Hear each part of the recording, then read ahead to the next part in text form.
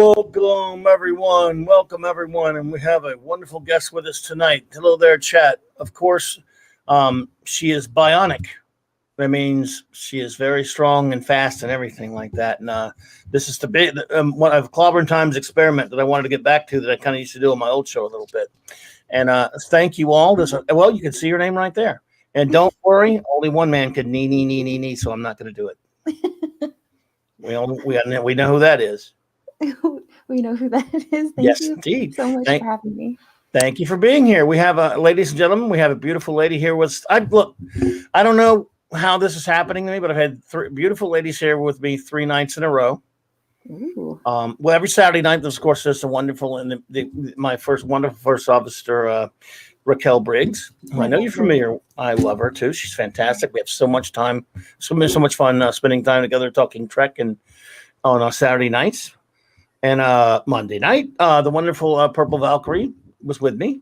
We talked about comic book supervillains, which we didn't cover enough. We got reviews that were telling us, hey, you spent too much time on certain characters, but it was the big two, Dr. Doom and the Joker, And tonight I have the wonderful Bionic Belly Button. If you've ever been to the chats of the great Lord Doomcock or the great Gary at Nerdrotic, two my favorites. I mean, I love the Inquisition, and I love both of them individually doing their shows and stuff. Two great channels that taste great together. Sorry. I promise never to tell that joke again. Maybe. Well, I'm glad you know, because I don't. Well, they view great and sound great together. Well, that would be fine. Thank you. I clarify, my friends. In what a tradition here, I don't know if you've ever been misfortunate enough to actually listen to this silly show, but I like to talk to my, because I understand, guys like Gary and Duke, I have a million people in the chat. It's tough. You can't name them all, but they try to do what they can. But I can do it because we just have a few wonderful friends here. And I have such a great bunch of folks in my chats all the time, Mm-hmm. And so they're just such great people. Saturday nights or whatever, they're good buddies, including, of course, my great friend, Lord Both. Avon lives and long live the Legion, my good friend. A new buddy of mine, Bionic, that has just been extraordinarily impressive with his knowledge of comics and stuff. Puts me to shame, I think. Phantom Outsider. And again, I love that name. It's a good name. It's a very good name. That's perfect. That's perfect. And of course, there's my favorite name to say on YouTube. It's here. I mean, look, Phantom Outsider is fantastic. Don't get me wrong, I love it. Mm-hmm. But there is, of course, and I can't just say it. And cover your ears for a second there because it's going to be rough. I'm not going to do the full. I'm not going to do it full mag, but I'll go with Dr. Hercule Monkey.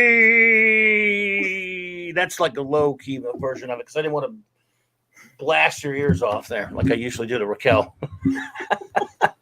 But I love the name. This is such a cool name. Box Night 7. All right. Thank you for popping. It's great to see our old buddy Cardinal Sin. Hey, man. Awesome. Yes, indeed. Absolutely. I know you know a lot of these people because, of course, you're always there. You were wrench, as the YouTube slang is, or a moderator on those great channels that we mentioned.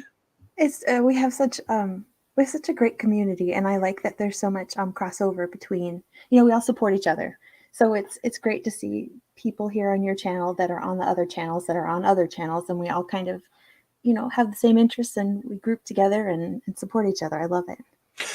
Absolutely. Well said, and it is so true. So much crossover, so many nice people who frequent a lot of the same streams and stuff, and you get to kind of know people a little bit just by chatting and forth. I mean, obviously it's not the same as talking or hanging out in real life and stuff like that, but it's as close as you can get in terms of, hanging out or learning about people from all over the world, and I love it for that.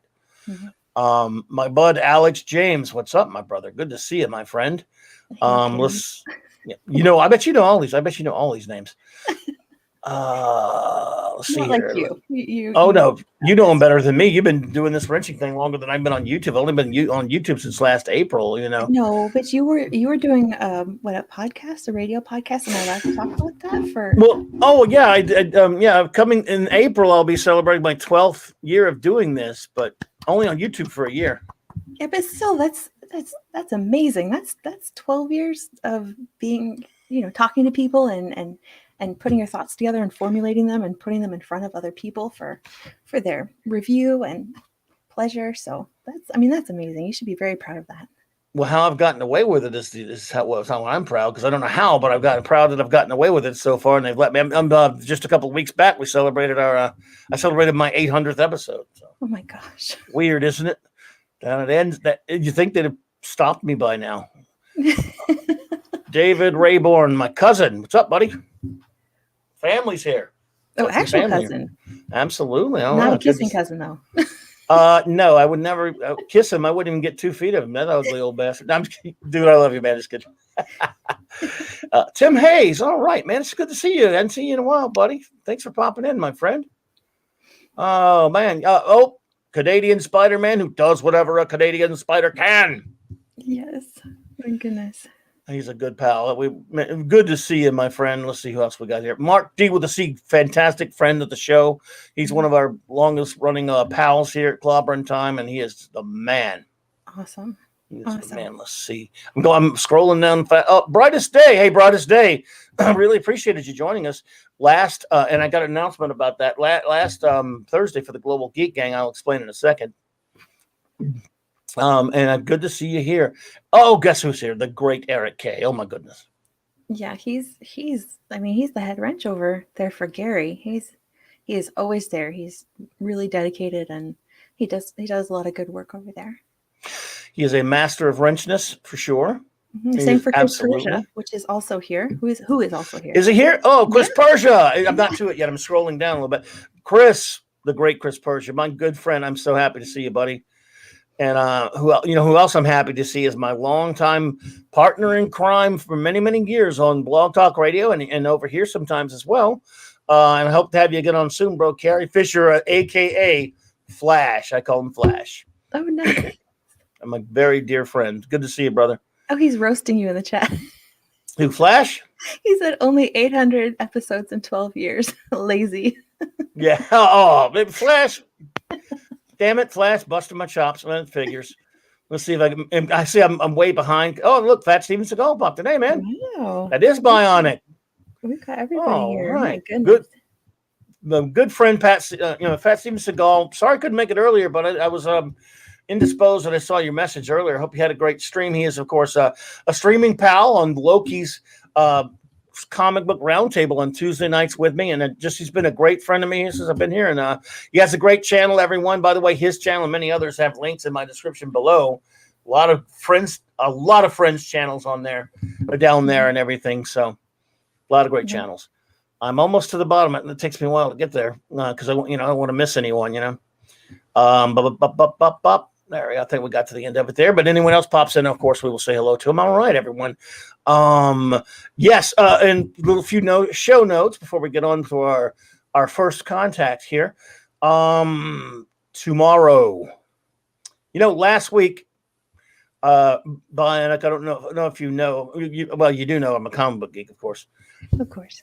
But I had just a magnificent time. We had about a month or so back, I started deciding to do shows on Thursdays with my buddy Jed and my buddy Ash and my buddy Retro, the four of us, and in the afternoon, because Jed and Ash are from across the pond, and it's very late over there for them right now, for example.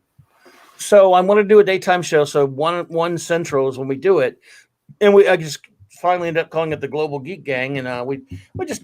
It's open geek foolishness sometimes, but we decided to do a topic. The wonderful Raquel actually came up with the idea, and it was about a character near and dear to my heart and a lot of other comic book fans' heart, Green Lantern. Nice.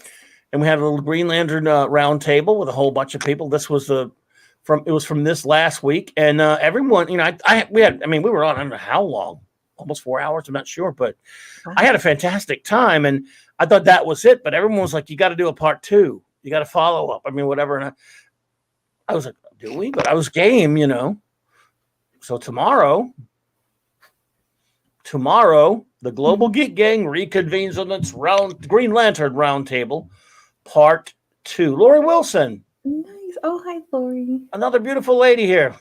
All right, look sharp, you mugs. We got ladies here, ladies present. Yeah, tighten it up, buddies. And so, yes, again, it's just we have a great gang, and hopefully, Lord Thoth, you're going to be there tomorrow, bro. Hope you're going to be there.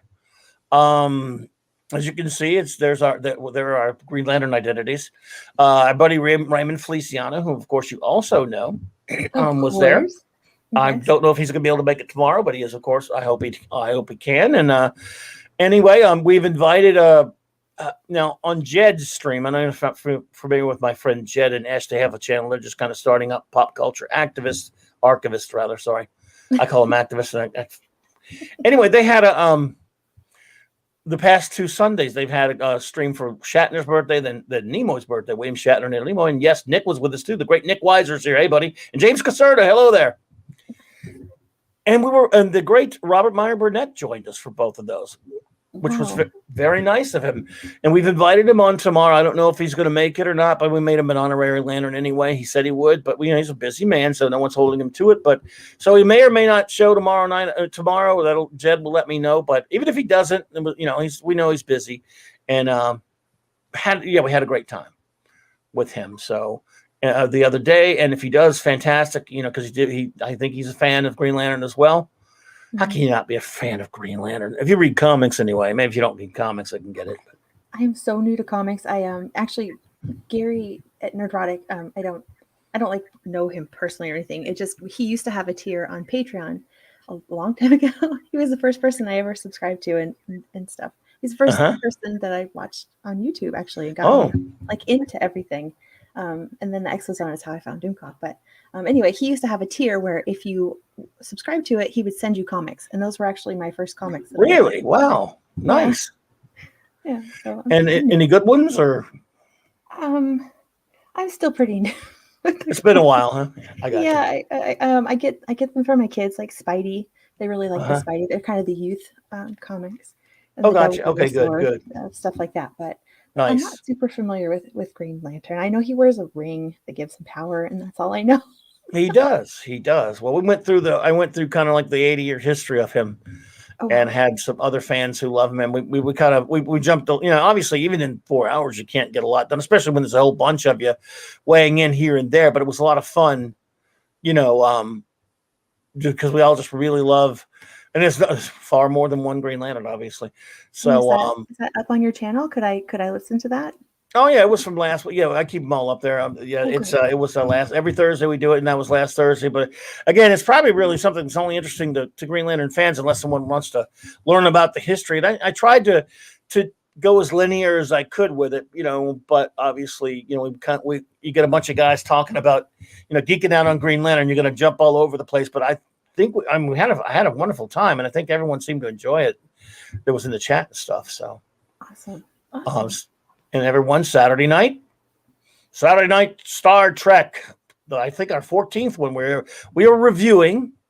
We're going to review all of real Star Trek, and when I say real Star Trek, that means 66 through 05 only. The legit stuff, the real stuff, with the wonderful Raquel Briggs, my amazing first officer. Now,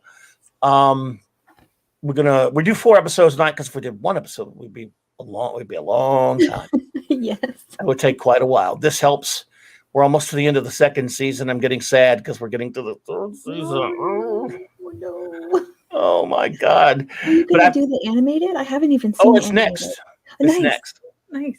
We're going to go in order. We're going to do original series, animated, movies, Next Generation, Deep Space Nine, Voyager, and Enterprise. So I love Enterprise. I'm an Enterprise defender. From when Raquel and I did a show defending Enterprise a while back. I absolutely love that show. Because so I've watched maybe 5 episodes of it, and I just I almost dread watching it. Instead of being excited to watch my show at night by myself, I'm like, oh. Well, I don't know how long it's been since you've watched it. A lot of people were like that, especially when it initially came on. And some went back and maybe liked it a little bit better, but it just may not be the show for you. I know our boy Doomcock, whom I love. He and I don't agree on that at all. He doesn't like it. I love it. And I loved it from get-go. But I knew there were some people that didn't like it at first, and they went back. I just, and again, it would take too long to go into all the reasons why here and there, although we can talk about pretty much anything after we get going. But I'm a big defender of that show, but I have a lot of unpopular opinions, and I guess that's just one of them, But I love it. Then, I was trying to think of a topic for Monday night, because Monday night is our Monday night comic show that I've named after my late, great dear friend, Mark C. So it's the Monday night Mark C Comics. I know you know that name. Yes. So since this is a week that a new film came out that we will touch on just a little in a second with two monsters fighting, I thought, and it's a comic saying the greatest superhero battles, folks, Monday night. Nice. Because that's as geeky as I can get. I needed a comic topic, and I said, what the hell? I like it. That's what we do. Well, thank you. A lot coming up. Yeah. Stay busy doing that. Do stay busy on there. And let's see if I missed anyone popping in. This chat goes fast on me, everyone. So, so basically what I'm doing tonight, of course, as you all know, I do, or as many of you know, I do a kind of an open geek talk thing, if you will, on Wednesday nights. There are times when I just go solo.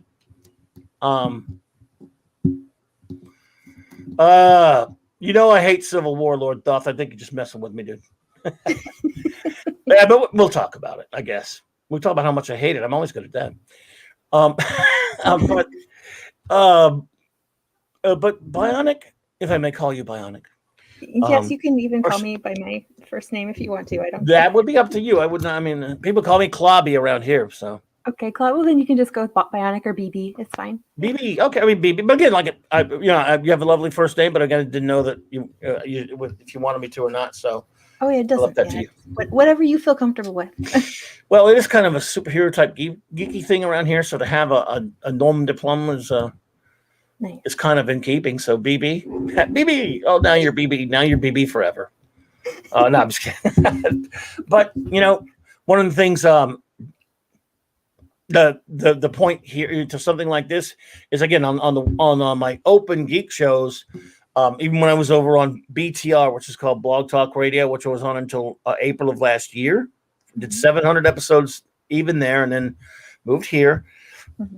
And what I would do is just come on. I usually had nothing planned. It was gonna go geek somehow, because it doesn't take much. It's pretty much, it's not all I talk about in life, but some would say it probably is. But it's not. I mean, if you have two geeks together, they're going to talk about geeky things. Absolutely. And that's the way it should be.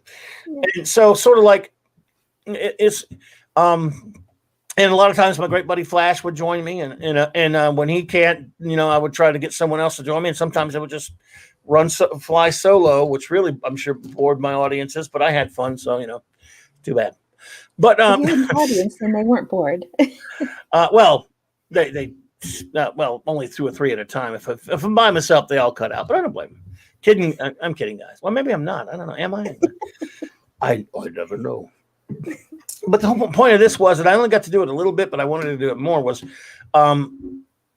when I go to a comic shop, to get when there was new comics worth going to buy.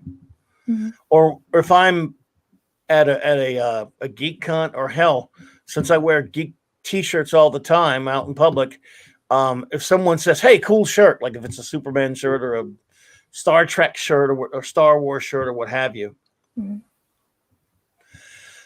Invariably, sometimes you'll run into someone said, "Hey, cool shirt," and it'll strike up a conversation about, of people will ask me, "Oh, do you like this, that, the other thing?" And that'll happen sometimes. But at the comic shop, it's a sure deal. I'm always going to bump into someone to have a convo with, and it's kind of fun because you don't know them. It's not like someone you've known for 10 years or 20 years, or you've known even for like a couple of months in terms of talk to them a lot.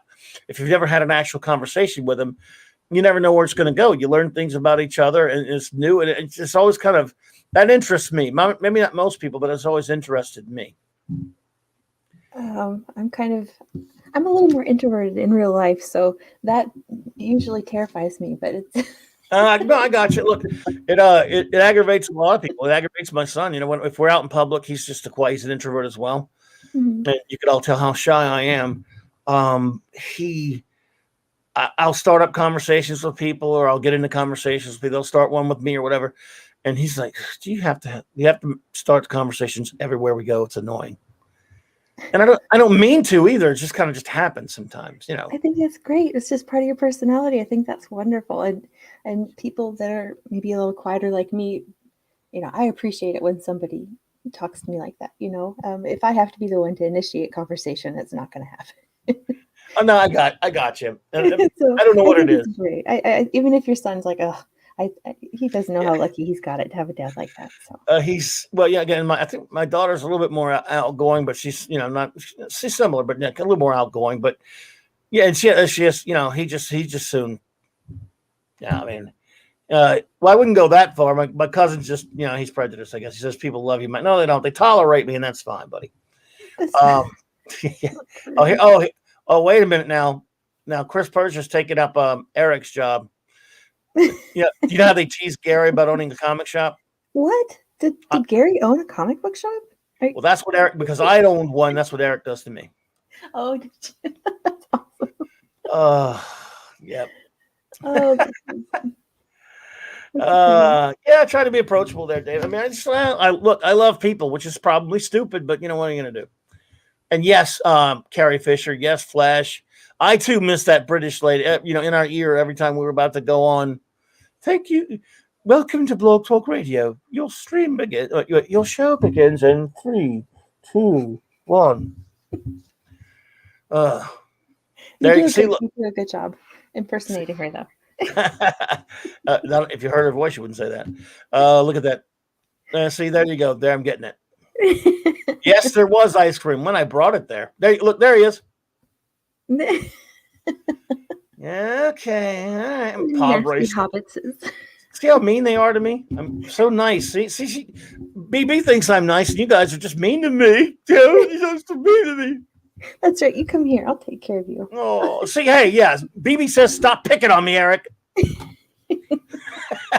I love Eric and Chris. They're the best. They're great dudes, and they're amazing. The Pod Racing Palpatine. That's a cool name. I like some of these names. Yeah. I love the alliteration with it too. Oh yes, alliteration is very comic book. I love it. Oh, there. Now look. Well, you guys can pick on Gary. That's fine because he's not here. But pick it on me, man. It's not fair, man.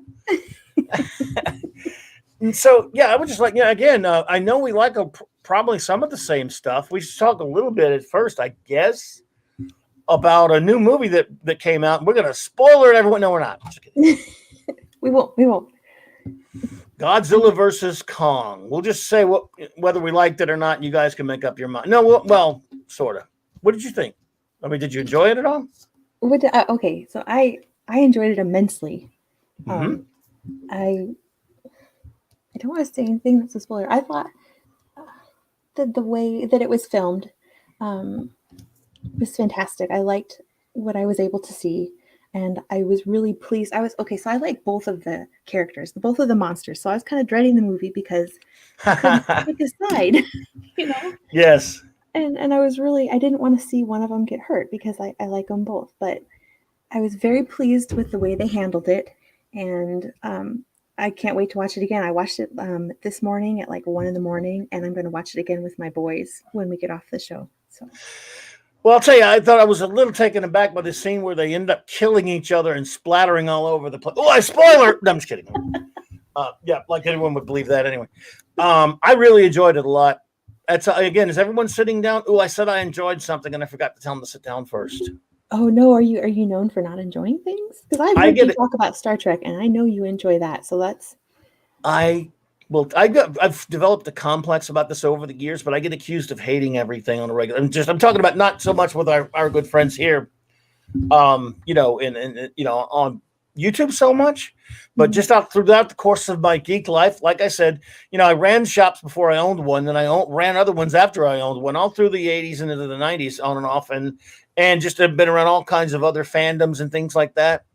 And I do believe that there's a certain psychology that some people only hear negatives sometimes if they don't know you very well. People who know me, it's one thing. Now, look, I am hypercritical. I'm a big believer in critical analysis and critical thinking, and I can be very the things I'm interested in. I'm brutal to them if I have criticisms of them, but also I can say be critical of something and still say, but I on general liked it, but I think things wrong with it. Right. And I could just I love Star Trek, for example, but if there's a crappy episode, I'm gonna say so. Spock's brain. What? Yes. Oh, we're getting close to that. Oh my God, that's gonna be a bloodbath. Season 3 is gonna be a bloodbath here at Clobberin Times. Yeah. No. Season 3 was. Oh, but see, I think, for example, I guess if you are very loud in the way you do so, for example, if I go on for like 10 minutes about something that I think is just the worst piece of crap ever made, right?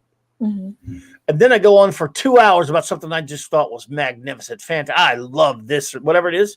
Mm-hmm. Well, if someone didn't like what I said about the thing that I trashed, Right, and they don't know me, but they just hear that, and they heard both, they're gonna walk. And but let's say they heard the bad thing first.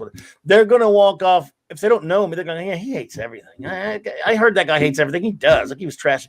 They totally didn't care about the thing that I actually really loved. Or, look, I've had people go on my my Facebook group, Clobberin Times Baxter Building Basement, which was for the, conjunction with my show. Mm-hmm. And I had a guy one time when I said, do you like anything? Because I was posting some things that I was, God forbid, critical of, didn't like. And I was like, and by the way, I've got that forever. I've got a complex over it for a while. Like, God, everyone thinks I hate everything. I don't get it. I said, if I hated, I wish I hated everything. I wouldn't have spend ridiculous money all my life on stuff. I wouldn't have 10 bazillion action figures all over the place and comic books, and no room to put books, no room to put, DVDs and stuff, and Blu-rays. I wish I hated everything. I wouldn't have so much clutter. Exactly. It's like when they say you can do 10 things right and 1 thing wrong. People are going to remember that 1 wrong thing you did. Yep. They focus on a negative, and then that's just people that really don't know you that well, or they will hear something about you. Mm-hmm. And I guess if you're loud, like I know it's a shocker, but I am loud. What? I know. Then yes. What types of types of action figures, Timothy? Over the years, many. I'm not like the big spenders like old Az or RMB, who could afford the hot toys and stuff. You got to be, like a monster spender for that. So, just the standard action figures. But I've had to make a rule over the past like 10 years or so, because I have so many, that I will only buy one if it's a character that I can't live without having it. Like, once in a while they come out with one, I go, I gotta have that. Because they're expensive right now, action figures. Yeah, I am new at toy. Am I allowed to call them toys? I don't know. That seems to make some people mad. I guess I'm new at toy collecting, and I don't collect the fancy ones. I just get ones that make me happy. Like I just bought. They have a He-Man. They had it at Target. Oh yeah, the new line of those. Yeah. Yeah, and but it's like the retro. It's like based on the original He-Man. Yes. And so I got one of those. Like that's my kind of toy collecting. Well, yeah, no, that's mine too. Again, the ones you find at normal stores. I mean, again, it's fun to watch, like Az and R&B do that show about hot toys, or it's fun to look at those things. But those things are just, I mean, even those guys, they buy them on layaway. That tells you how expensive they are. They look great, but I love the old I've ones. got kids. My stuff's gonna get broken. I just have to. There you go. And plus, they do mostly movie type stuff like that for them. I like the stuff that looks like comics, accurate things. Steve Mitchell, my great friend. Good to see you, brother. I think Tim Possible said that he loved Kong versus Godzilla. Oh, Tim Possible. Tim Possible, welcome. Thank you to see you. Yeah, I really enjoyed it. I love it. I mean, I thought it was a lot of fun. Yeah, I did too. I didn't think the plot was great. I think the plot was hot garbage. I mean, and I was really looking forward. I don't know the actor's name. He was Eric on True Blood, and he is so hot. And he did not take his shirt off, and I was mad. I was very happy about that, even though he was great. I thought he was a pretty good Tarzan. Yeah. Did you see Tarzan? Yeah, I didn't see Tarzan, but I did. I did look at pictures of him. The beautiful Purple Valkyrie has popped in. Purple, hey there, good to see you. I like her avatar picture. Oh, that's beautiful. Yep. Mhm. Purple. I can't tell you how much fun I had the other night on the show. It was fantastic, and need to do it. I was mentioning. We did. We were talking about supervillains, of course, and we both love Doctor Doom and the Joker. And Mhm. it's kind of funny. There's only so much time on a stream, Right. and you got to give guys like Doctor Doom and the Joker their due. And we talked a lot about him, and everyone was kind of like, what about this one? What about that one? What about this one? And you can say what you want. It was tough to cover them all, so we're gonna hopefully Purple and I will do it again. I hope Purple we will do it again soon because it was a lot of fun. And but Purple, if nothing else, a takeaway from that is you got to learn about Terra Man, and that's important. So we talked about a few obscure ones. I know Purple, you are now a big fan of Terra Man. But She has an amazing Doctor Doom statue. oh God, she does. Yeah, I look. If it's ever missing, she's going to blame me. Purple's going to have a suspect. If her Doctor Doom statue is ever going, she's going to go, have that some bitch come all the way over here and steal my Doctor Doom statue. Because I love, oh my God, that's the best. That's just a phenomenal. That thing's like, what is it? 3 feet tall or maybe 2 feet tall? I don't know. It's just I don't know. 2 feet tall. But that's the best Doom statue. There's never going to be anything top that one. It's great. Look out, Lord Thoth. Oh, I need to see CGC my first appearance of Terra Man now. Oh, it's on Purple. Again, you could do villains forever. Terra Man is now her favorite. She's probably going to sell her Doctor Doom statue for a Terra Man statue. Terra Man. I mean, it sounds like Earth Man or Terracotta Man. It's not the best name for a super. I need to show you a picture of him now because for I'd those who love to weren't see here, you need to see Terra Man to believe. You need to see Terra Man to believe it. Terra Man. Okay. I need to see it because I love Joker. But I didn't read the comics where he killed kids. So No. But I liked him. Heath Ledger, I think, played an amazing Joker. Yeah, we talked. Movie. Well, we talked a little bit about movies here and there, Mm-hmm. as well, of course. But we kind of mostly stuck with comics. But yes, we did mention some movies as well. Let's see here. Let me find them. If you want to see, this one, if this scars you for life, you can blame me. Okay. Because this is now Terra Man, of course, is a villain that Superman fought in the Bronze Age. That would be in the 70s. Okay. And here we go, folks. I give you once again on Clobberin Times the only person on YouTube giving you Terra Man. Which? Oh wow. Yes. Is he? See, he rides a. He rides. He's got a sweet ride. He's got a sweet ride. I like he the does. ride. What? He's got Aquaman colors though. I don't. Yeah, I never thought of that. They are Aquaman-y, aren't they?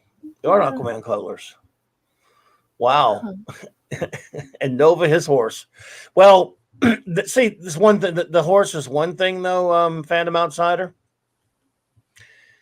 But this cover just pushes the boundaries a little bit too much when he's riding Superman like that. Oh, that's kind of homoerotic. Well, I love the artist Garcia Lopez, Jose Garcia Luis Garcia Lopez, but yeah, I tend to agree. It's a little weird. It's a little bit of a weird cover. So yeah, again, it gets made fun of a little bit. Old Terra Man, see there you go. But yeah, I mean, very interesting. I'm very appreciative that you've broadened my mind to him. Well, at least we didn't talk about Paste Pot Pete, right? Flash. Oh God! You know what? We should annoy everyone and show them Paste Pot Pete just for the hell of it. Because what do you think is a sillier name? Well, Terra Man's just kind of it's not the name that's silly; it's him. Right. I think Paste because it sounds like Piss Pot, so I would call him Piss Pot Pete. Oh well, there you go. Paste Pot Pete has been renamed. Everyone. That's the first thing I thought of. Wow, he's so obscure. Even Google doesn't know who he is. Oh no. You got to be kidding me. It takes this many. I can't. I'm way back from my keyboard, so I can't. It takes me.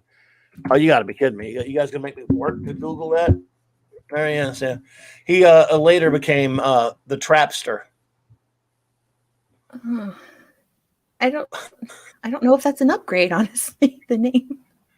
Well, I think. Well, there's there. Yeah, let's see. There's one. There's a good shot of him. There's Paste Pot Peak, folks. Well, I think I'd take Trapster any day. Wow. Wow. Uses a. He's not doesn't have any powers or anything. Uses a paste gun to shoot paste things at people to stick them up and stick them and all that stuff. I mean, it sounds like he's got like a no-kill policy, maybe, if he's just gluing people. So I like that about him. Well, it was in the early '60s when he first appeared. So, yeah, all villains did at that point.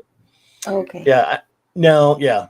So he was kind of So anyway, okay. Terraman is silly, but you all got to admit that Paste Pot Pete's the silliest name. I agree. I 100% agree. Now, this might be controversial, but the silliest superhero name is probably Matter Eater Lad. What is it? Oh. Did he just drop?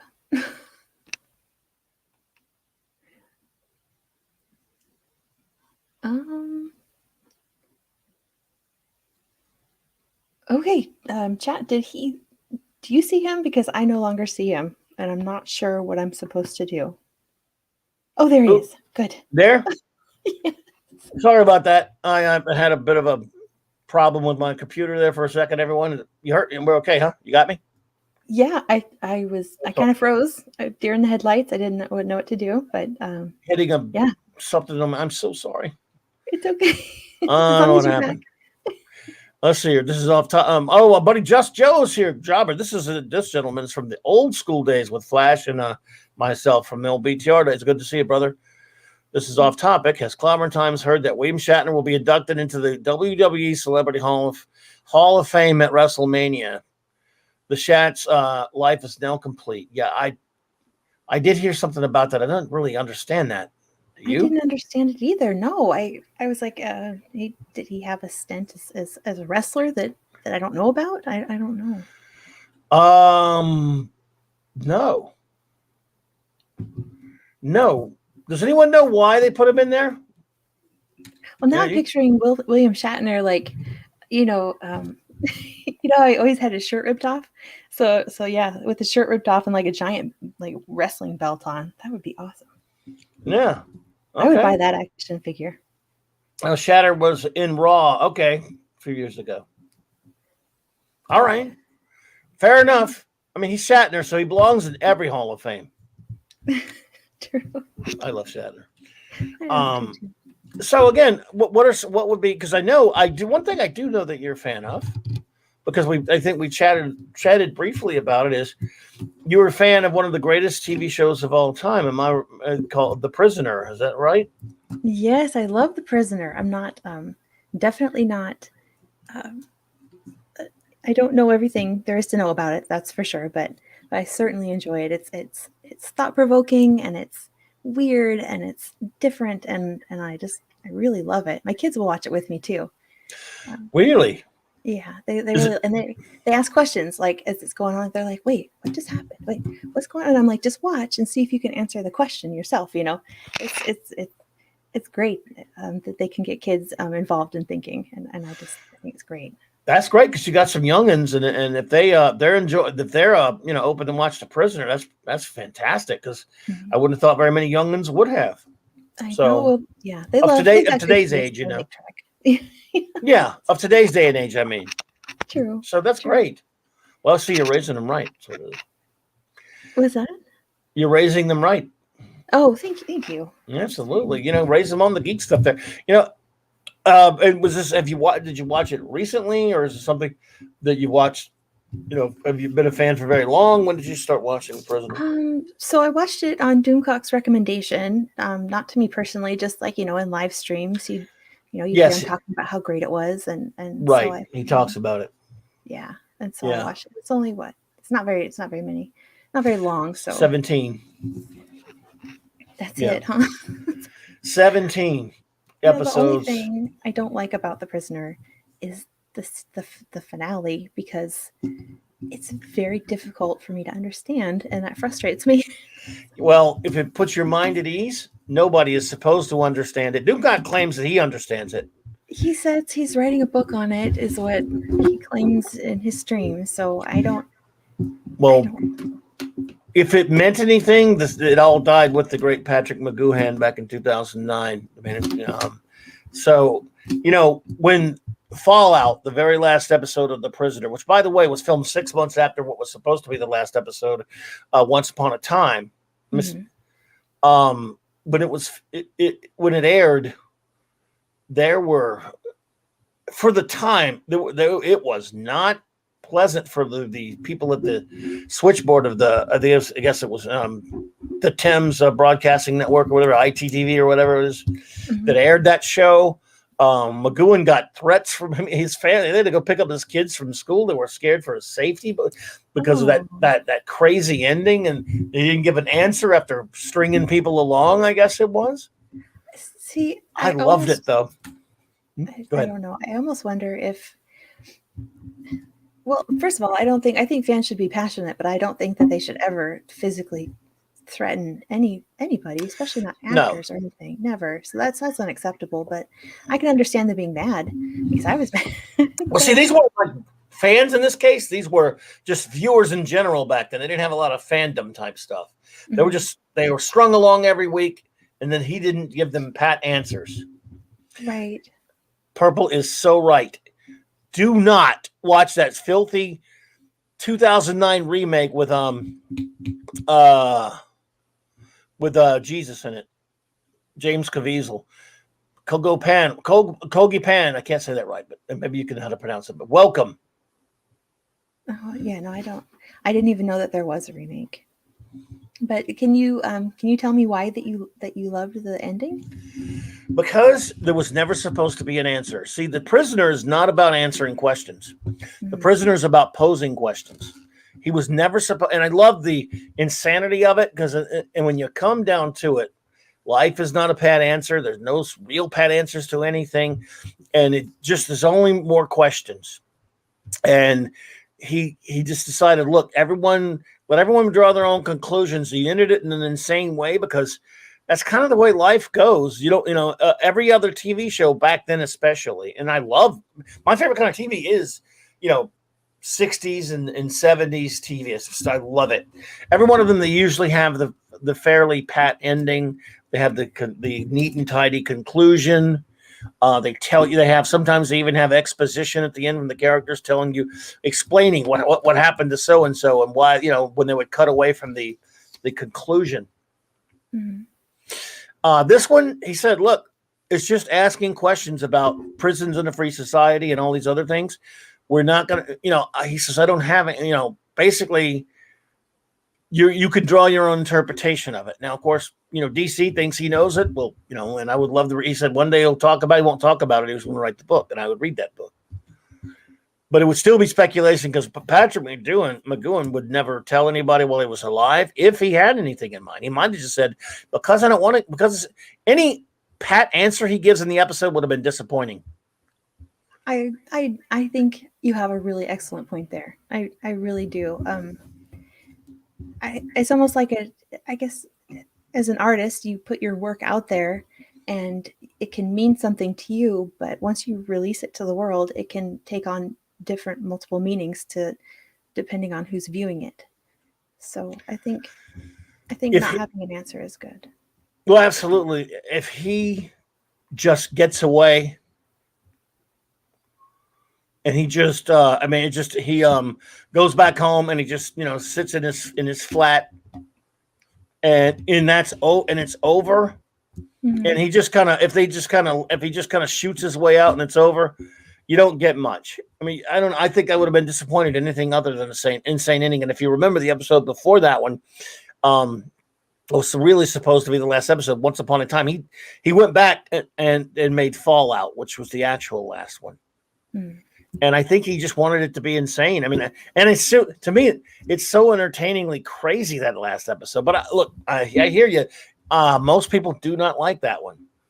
Yeah, it was tough. It was tough, but I mean, I still enjoyed it. Sure, It just sure. frustrated me, and I don't know. I've heard a lot of people saying, listen to the way he says it. You are number two, and the You way he are number emphasizes. 6. Yep, you are number Yeah, 6. Yeah, exactly. So, he's number 1. In other so words, we're all prisoners to ourselves. right. You know, I don't know. It's a genius show, and I I love love it. Rover. I think a giant bubble that just like encapsulates people is amazing. It makes me very happy. I've watched it so many times. I've been a fan since I wanted to see it for years when I first heard about it, and and only didn't get to see it until somewhere like in the mid '80s. Mhm. And of course, now I've watched it. I mean, I can't even give you a ballpark of how many times I've watched not only every episode, but even some of the ones that my favorite ones just over and over again. That's so I awesome. just Yeah. love it so much. And that is true, Purple. The prisoner calls Patrick McGowan to lose his mind, but he did, and he was nutty. There's an interview show. I forget the name of it now, and it's on Amazon, or it was called. Oh, damn, I can't remember that. It's about an interview with Patrick McGowan about the prisoner, and I Mhm. forget the name. Maybe someone knows. And it's still on there, and it's about this gentleman who, back I think in 1983, Patrick McGowan agreed to, because he wouldn't talk about it later that much. There's a YouTube, someone has on YouTube like a couple different shows. McGowan went on and talked about it, but at this point he was refusing to talk about it anymore. But Mhm. this guy got him to do this interview, and it was so difficult, and he was so. I mean, it's a fascinating documentary about how they, messed this guy around on this interview, and eventually would not let him air it, and it didn't air until this documentary about a couple of years back for the 50th anniversary or whatever. I know. I'd be interested in watching that. I will try to find the title. I forget. Maybe someone here knows. Mhm. Oh, it's on YouTube now? It was on Amazon. Is it on YouTube now? Because there have been a lot of shows where I've seen him like on some talk shows where he was interviewed about it. And like that story I told you about him getting the threats and everyone being angry after Fallout aired. I've Right. seen him say that. But this, is it called In My Mind? Okay. Thanks, Purple. There you go. In My Mind. It's amazing. Chris Persia has to run. Thank you so much, Chris Persia, for being here. I appreciate you, brother. And so, I think it's called. It's called In My Mind. Oh, yeah, okay. I watched it a year or two ago, and it was fascinating. And it was just, I mean, he was a very difficult chap. Let's put it like that. Okay. With interviewers, great actor, He had extraordinarily great hair. creative. Oh yeah, He was good looking. And he was one of the first choices to play James Bond, and he didn't want to play him. Oh, he would have been a fantastic James Bond.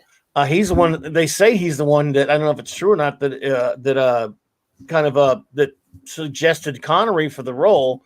I loved him on Secret, on Danger Man, which later, when America and the States became Secret Agent later. But he felt James Bond was immoral, a womanizer and a killer, and he was a very devout Catholic, and so he didn't want to play an immoral character like that. That's impressive. I have a lot of respect for somebody that doesn't compromise. Yeah, and he was brilliant. You bring up women, though. I was just thinking I had to Google the title because I couldn't remember the name of it, but it's called "The Girl Who Was Death," and I love that episode. I love it. It's such a good episode. It's just pure fun. He didn't even consider it one. So he considers, McGowan says that there are only 7 episodes of the 17 that really, quote unquote, count. Okay.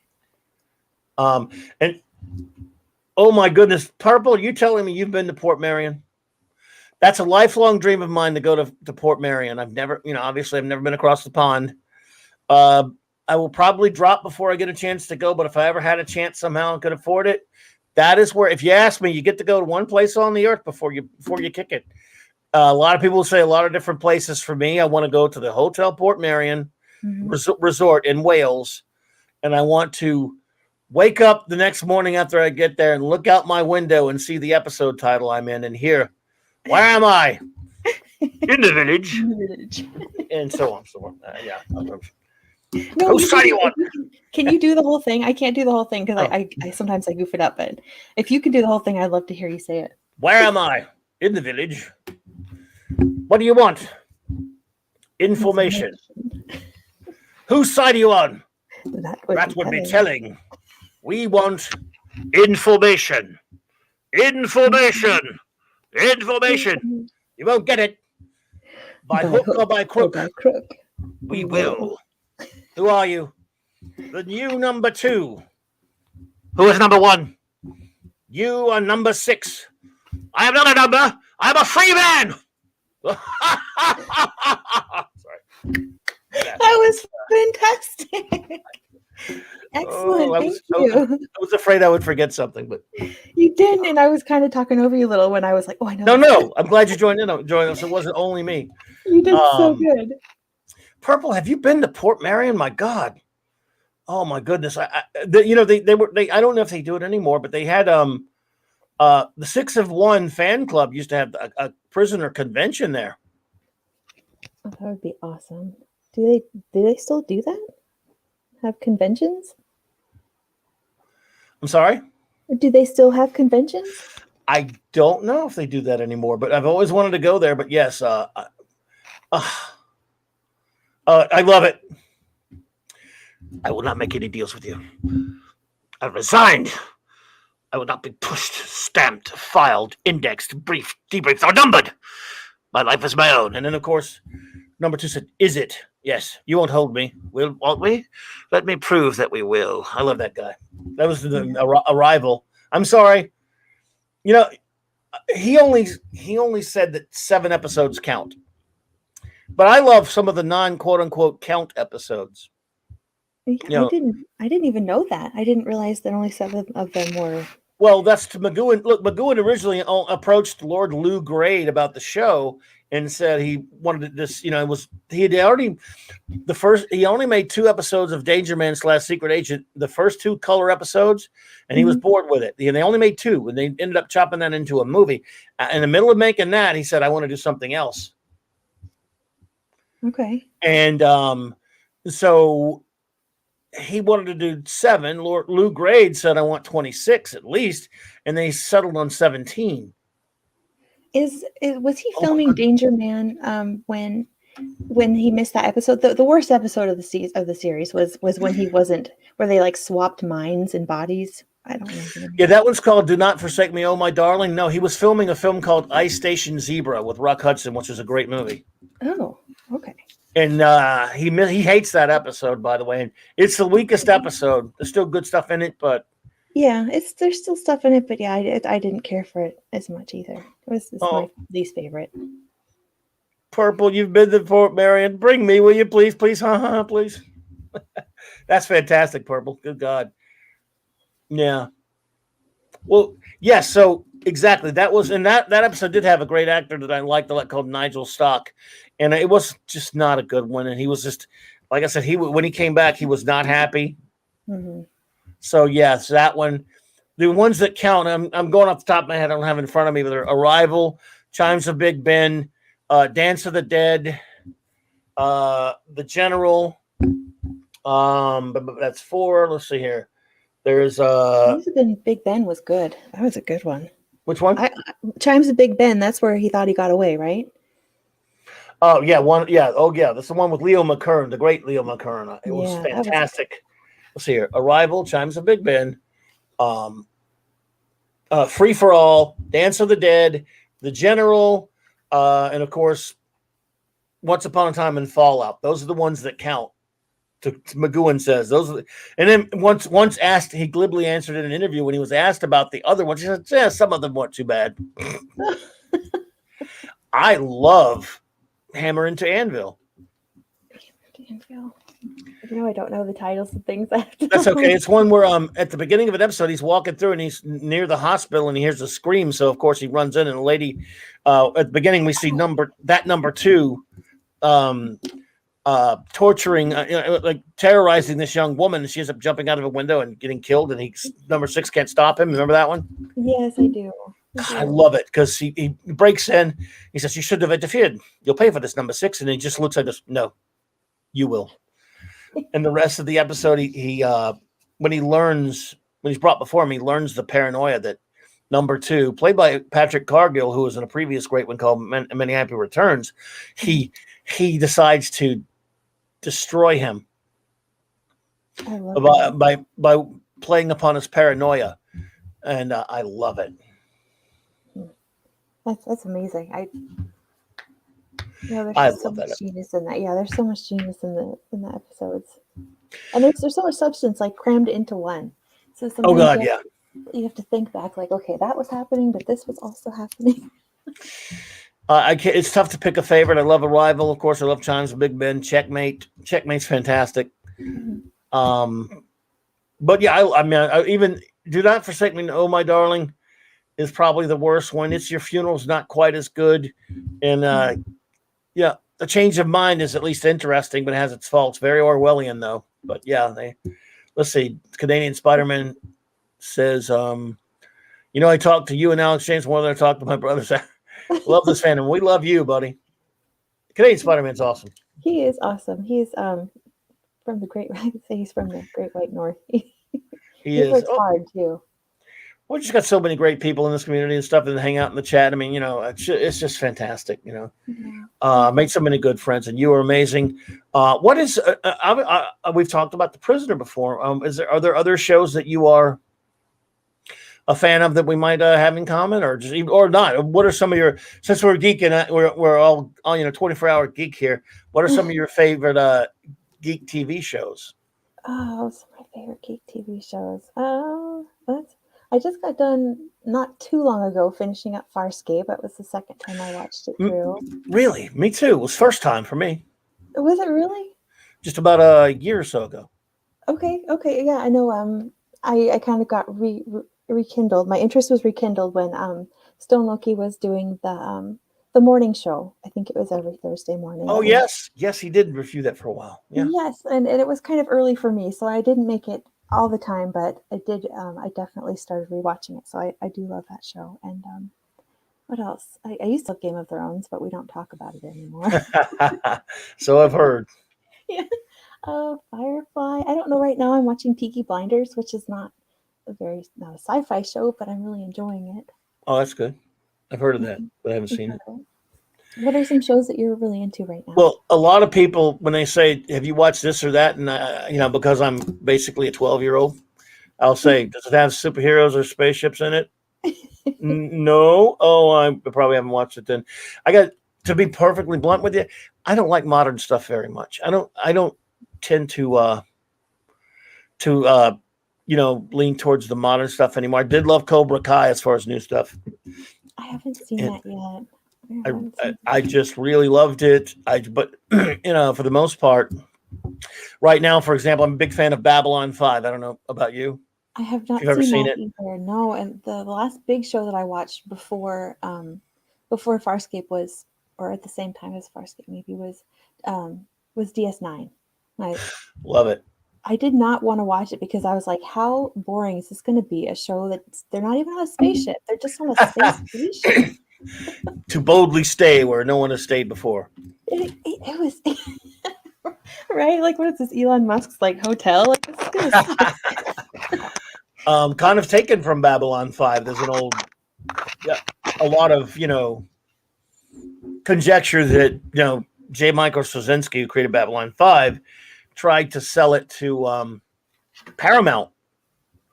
And they kind of just said, "Nah, we don't want to do that." Then all of a sudden, both shows debuted at very close at the same time, and so and I say, yeah, this probably did rip you, but we got two great shows instead of one because as a lover of original Star Trek and being really old, it took me a while to warm up to the other iterations of Star Trek. I watched Next Generation when it came on all the time, of course, and I was more of a critic of it. I know it's a shocker for everyone. I would watch it every week, then I would talk to friends of mine. And it says, you see that one? Yeah, done before, done better. Yeah, but we would watch it, Right. By the time Deep Space Nine came on, I was kind of done with. I mean, to me, it was just original Trek all day long, and this kind. I was just kind of, I don't know. And I watched the first one, and did a few after that, and didn't care for it at all.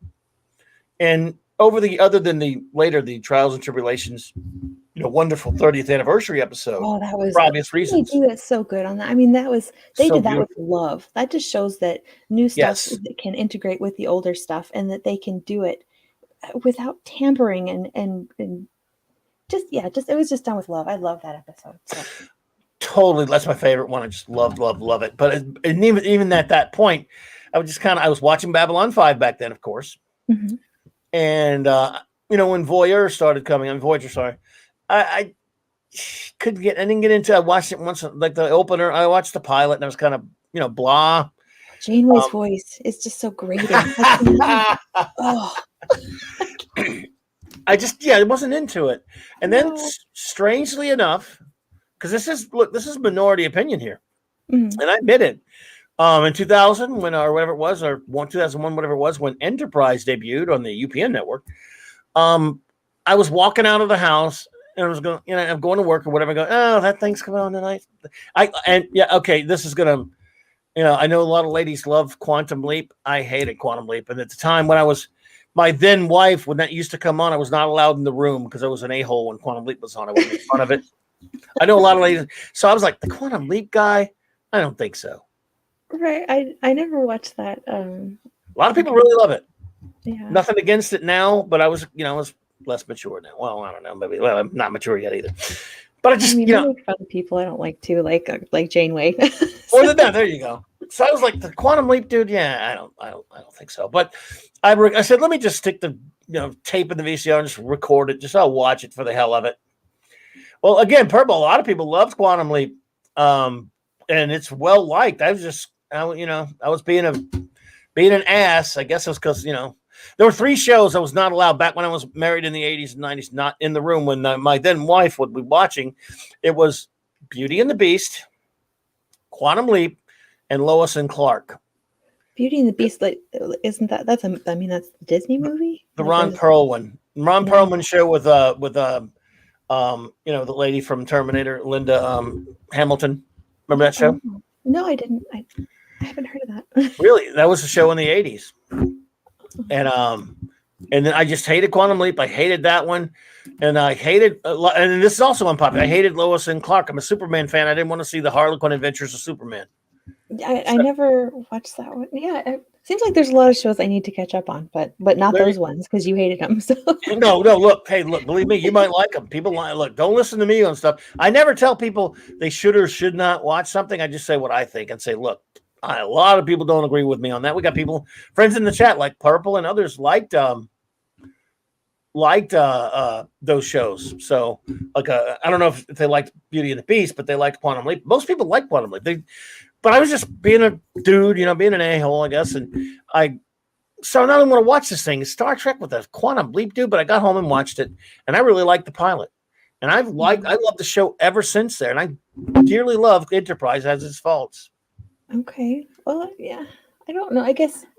But I mean, it's not for everyone. See, DC hates it because he doesn't like the canon violations that started in Star Trek First Contact. Mm-hmm. And then they do have things that kind of mess around with Trek canon a little bit.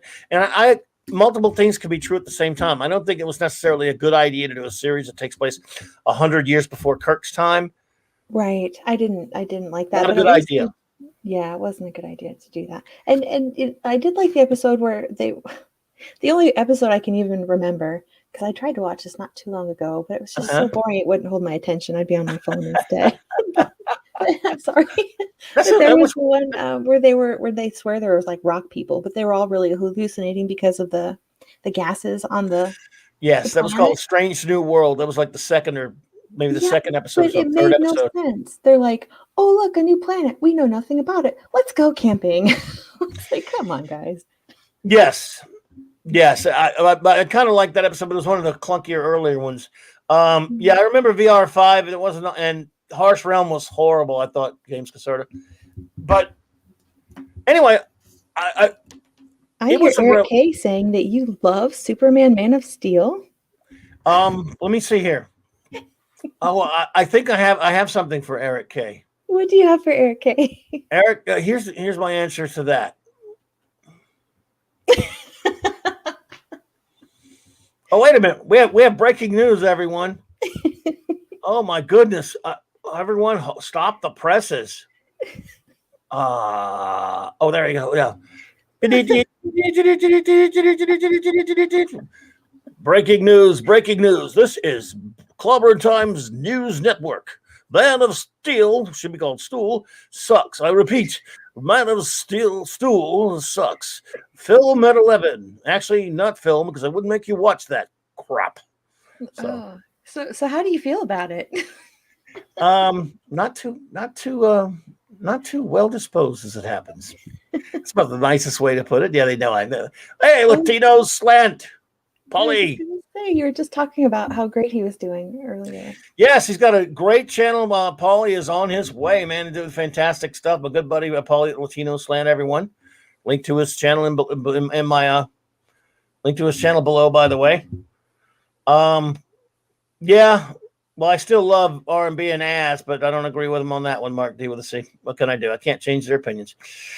But I hate the Snyderverse. But we don't. I for blood pressure reasons, I try to stay away from the Snyder stuff lately. Or talking about that kind of stuff, Okay. I haven't actually seen the Snyder Cut. I was going to, and then it was around my finals time, and I couldn't. And then I've been off for a few days, and I still haven't. So I have no excuse, honestly. But, oh, sure you do. I haven't. It's 4 hours, so maybe that's what. Felt like 44 hours to me, but anyway, the thing about Deep Space Nine, because we were talking about that earlier, and it was around 2016 when some very good friends of mine had binged it, and I hadn't watched it that much. I'd seen it on there, and I decided, all right, let me go back and try. And this is one of those things in life that you learn. Like, you could have, 20 some odd years later, your opinions can shift a little bit, or you could be softer on things, or you just, you change. People change, not entirely. Mm-hmm. So I got, after the first season or so, I got like 14 episodes or so into Deep Space Nine, and I got an episode that said, you know what, this sucks. This episode's horrible. I'm not watching it anymore, but I didn't listen to myself. I kept going. Mm-hmm. And by the time I got out of the first season, I'm like, I'm at least liking the characters, so I'll stick around. Right. And I I love the show. I've watched it a ton of times now since then, but at that time, I loved it. Go ahead. Oh, I was just going to say I loved it too. Yeah, it was. At first, I thought, after TOS, it was really hard for me to get into TNG because It's almost like getting a new doctor, because it's jarring and it's different, and you have to learn to love it in its own way. So then I ended up, enjoying TNG, and I mean, Picard is so hot. Oh my goodness. Is he? Ugh. Yeah. Oh my goodness. It was my first crush. Oh my goodness. Yeah. So anyway, but the end seasons were kind of hard to watch. They were getting darker and not the way they were shot, but I mean the tone of the shows, they just weren't as fun. And then, so I was kind of hesitant to do DS9. And then I was so glad I did, because Quark. I mean, I love Quark. I love Odo. I love the interpersonal relationships. It's so good. Gosh, there's just, O'Brien and the way he is with Dr. Bashir. I love how they started out like not being friends, and then by the end they were just like the best of friends. I don't know. I just felt like it had this. The characters stayed true to their arc, and they grew, and we got to see that, and I just loved it. It's a wonderful progression of characterization. Again, that's something severely, sadly lacking in almost all of modern entertainment, really, for me, especially TV. And that is just fascinating to watch, the characterization of of them on Deep Space Nine. I think it got better and better, and I'm so with Purple on that. Garrick is one of those brilliant characters. Yeah, ever. Awesome. Andrew Robinson, isn't it? Was brilliant. He was, of course, also the bad guy in the first Dirty Harry movie, for those who don't know, but everyone knows that, I guess. But Garrick's unbelievable. I mean, again, so many great. I love Cisco. I never thought I would like Cisco as much as I did. Once I got really into Cisco, he's so fantastic. Avery Brooks is terrific. And people were saying, like, so before I watched it, I got the recommendation there from either Gary or Doomcock's channel, because that's right. It's so because the people there have taste, and I take the recommendations, and somebody in the chat told me to watch it, so I did. And They were like, Garrett. Gosh, Garrick. I'm trying to say You're Cisco. fine. Cisco. They're like, that's one of my favorite captains. I'm like, what? How could he be a favorite captain if he's not on a ship? I don't get it. But then after I watched it, I was like, okay, I see what you're saying. Yeah, I didn't know he was in Hell. I forgot he was in Hellraiser. Was he in Hellraiser? Really? I forgot about that. Andy Robinson? Wow. Yeah, look, again, all great characters. And see, that's the thing with me. And I'm not saying anything revolutionary here because others agree too. But for me, if I can't get into the characters, be it a film, a comic book, or a book, or a TV show, then I'm out. Even if the story might be compelling here and there, if there's no one to get behind in the story, that I can actually kind of get behind a little bit, that just for me, in other words, just something that has even something that is a pretty good story. I mean, I'm a little left cold if I can't really get into the characters. There's a situation where they have a lot of great characters. Exactly. And I thought they did a good job kind of shifting the focus among them and Yes. and keeping the narrative threads going. They never really dropped any that I can think of off the top of my head.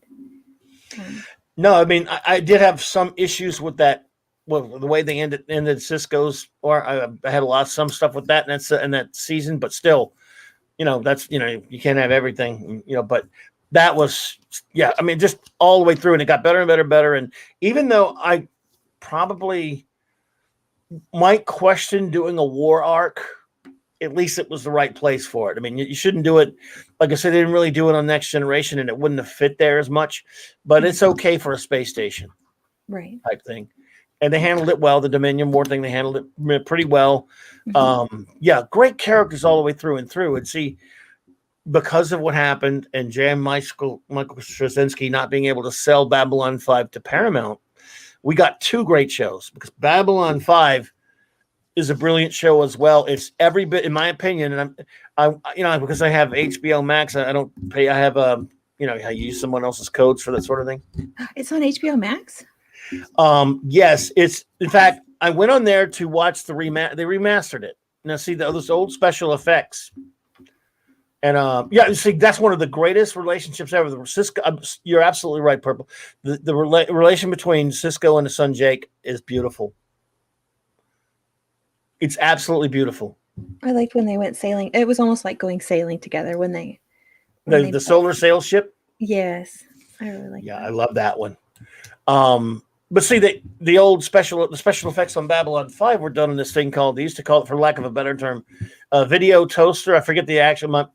My good buddy Steve could tell me what the actual name of it was, but and even though I'm fine with those effects, you can watch them now and they can seem a bit, it's all CG, no practical effects. But they remastered them, and so I just about a couple of months back, because I had HBO Max, I just wanted to see how it looked, right? And I just got, because it had been a year or two since I'd binged Babylon 5 the last time I binged it. So I went on there just to check it out and turn the first episode on. Well, now I'm almost done with it. I'm getting sad that I'm to the end, toward the end of the fifth season. I'm like, oh man, it's almost over again. Oh, see, I get sad too. You get sad, right? Yes. Yeah. No, that's not just me. No. Like, I just got HBO Max for Godzilla versus Kong, and now I'm super excited. Now I'm like, okay, I've got a week left of spring break. Maybe I can watch Babylon 5 in that time. And again, they didn't do the movies. Okay. In other words, there were some special movie specials. I don't know if they put those on there. They've got the first one, The Gathering, and Babylon 5 unfolds. It's very, people say this a lot, but it's true. It's very Tolkien-esque. And it's just, I mean, they have great characters. Things change on the show a lot, and characters come and go a lot. It's got in the best possible way, a soap opera in a sense. There, I don't know if you're familiar with a guy named Dave Cullen. He did a video a while back that he's still on his channel, probably, called "What Are the Differences?" and was Babylon 5 was Deep Space Nine ripped from Babylon 5? And he loves both shows, and there's so many things on Babylon 5 that you could tell if he really did give them a big long write up for that show that they took on and changed on Deep Space Nine. Mhm. But we got two great shows that are very different. There's one's in the Star Trek universe, but Babylon 5, like I say, you watch the first one and it takes some getting used to. Then the episodes they take their time to unfold. It's just in you this characterization, just like on Deep Space Nine, which starts out kind of clunky as well. It gets better and better. Well, now you have the advantage of being able to binge stuff. Back then, on when shows were coming out, you had every week. No, I don't. I'm glad we don't have to deal with that anymore. Yes. I like just to be able to binge. I like it. Except for Expanse. I mean, I like if it's a new show, I like that it comes out one episode at a time, but then now we can binge, we can do a pregame and we can watch every season in preparation for the new season dropping and just have all the details fresh in your mind for it. Did you ever watch Expanse? Do you like that show? I only watched the first couple of seasons.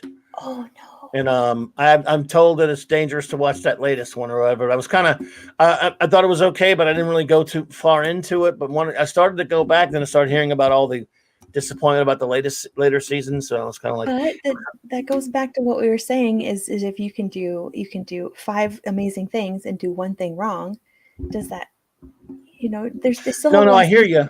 So they could still finish strong. It could just be like a bad album or something, that every band makes a terrible one, like Metallica.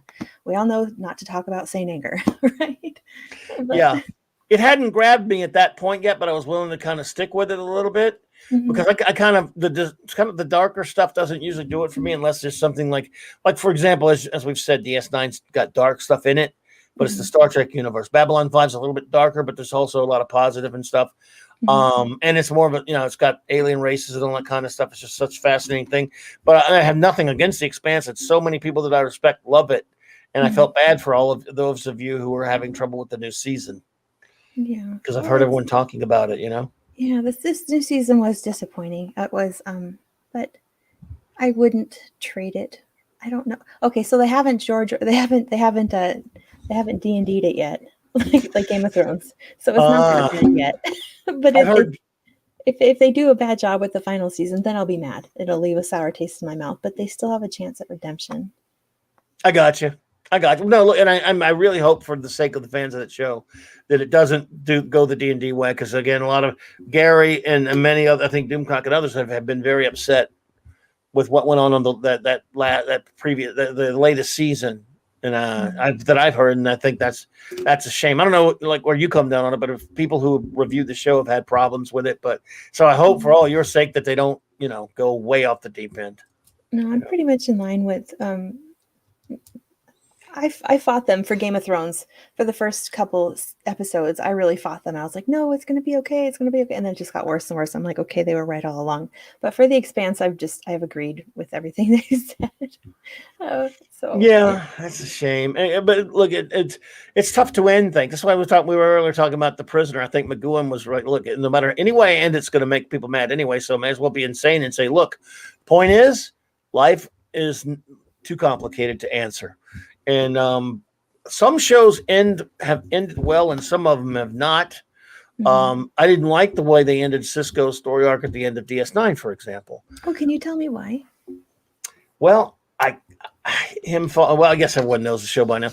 Him falling into the pit of hell with Ducat really aggravated. I just wish it have, again, because they kind of, as you know, they did a documentary about what season 8 would have been like. I really just had not, and again, this is kind of a childish thing, I admit. I didn't want him to end that way. I didn't want that to be. I didn't like that all that stuff about him being a child of the prophets either. So you wanted the happy ending. Not necessarily happy, but him falling down into the pit of hell with the paw wraiths and with the cot. I don't know. You were fine with it though. It was definitely different, but I kind of applauded. Like, I would have been mad if the actual ending was him being in the loony bin and the whole thing was just a story. Oh my God. That would have made me very mad. That would have been bad. Yes. That would have been bad. But I kind of liked that. I mean, the whole him being a child of the prophets, I think was kind of weird, but I think that they integrated it into the story from the very beginning.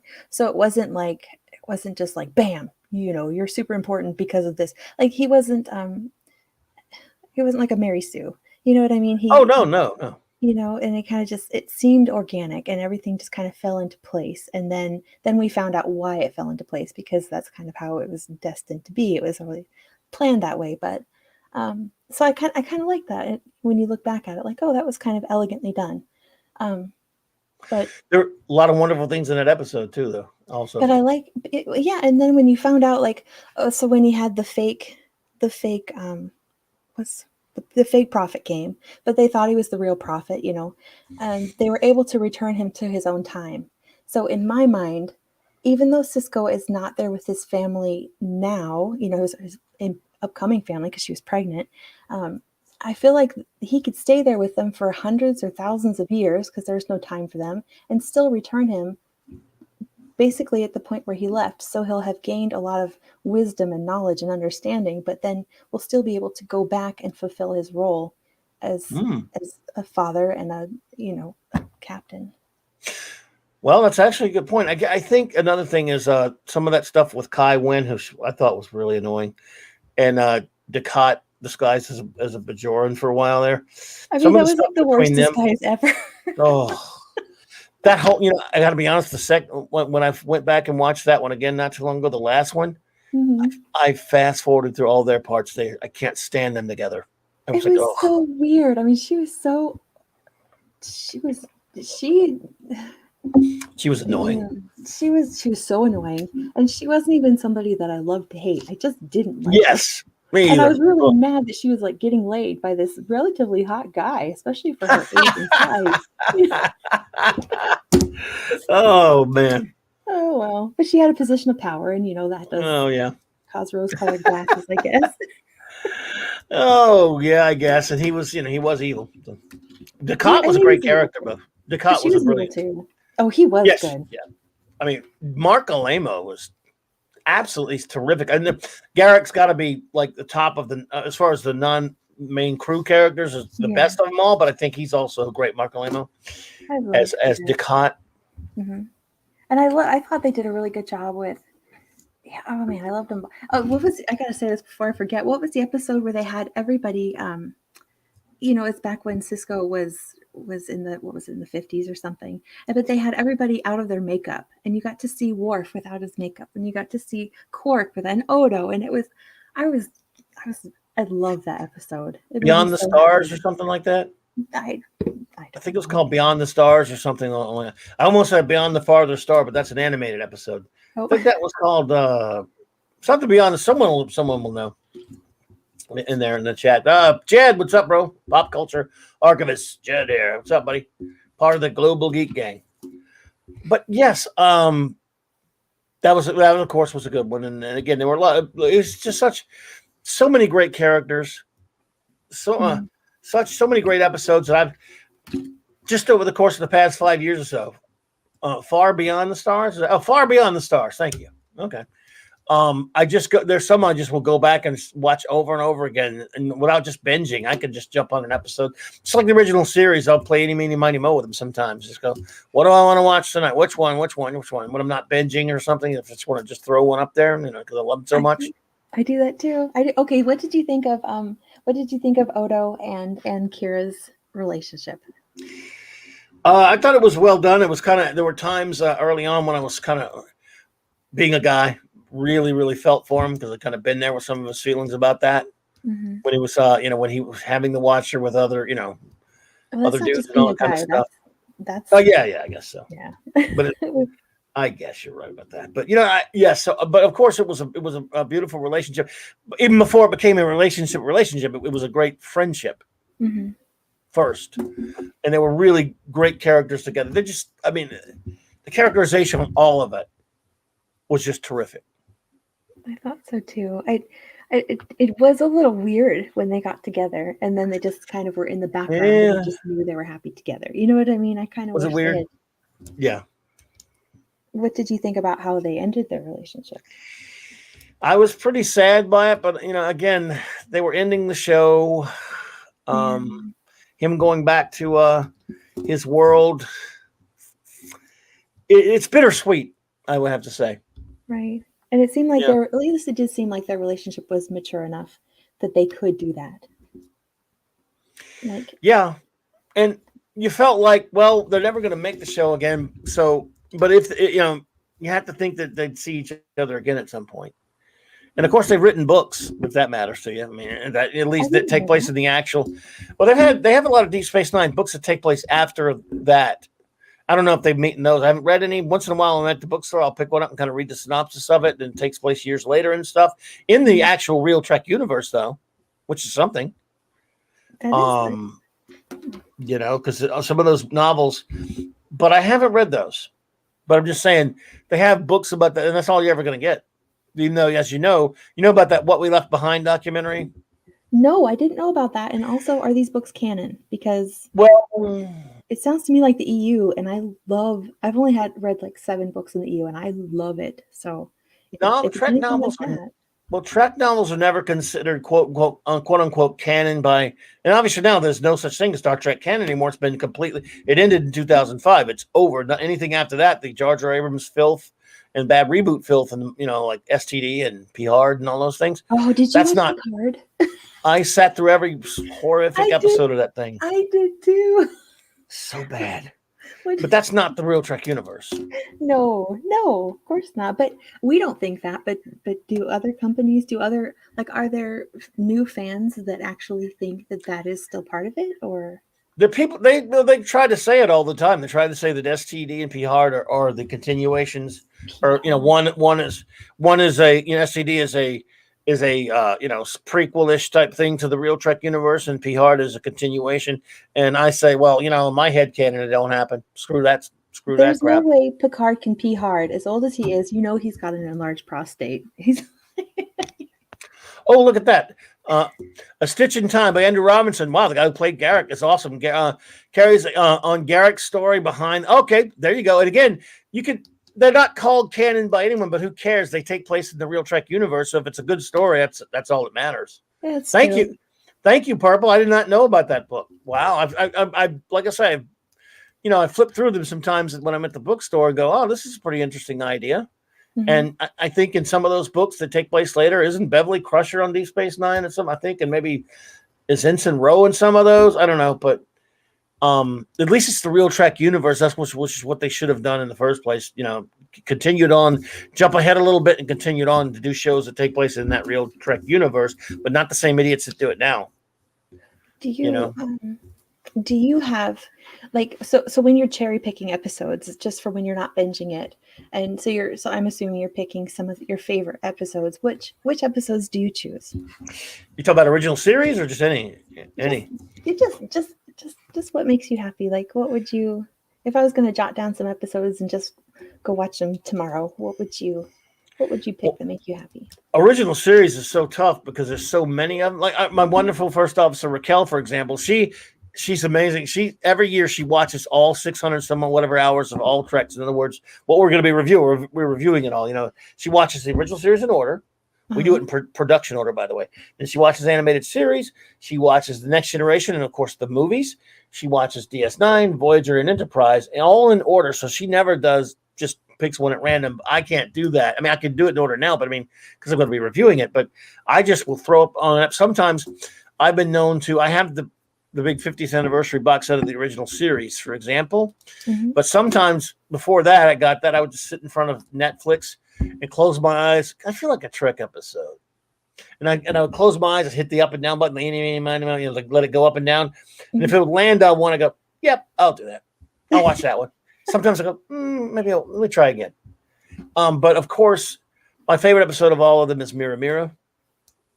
Okay, that's of course. I've watched it so many times.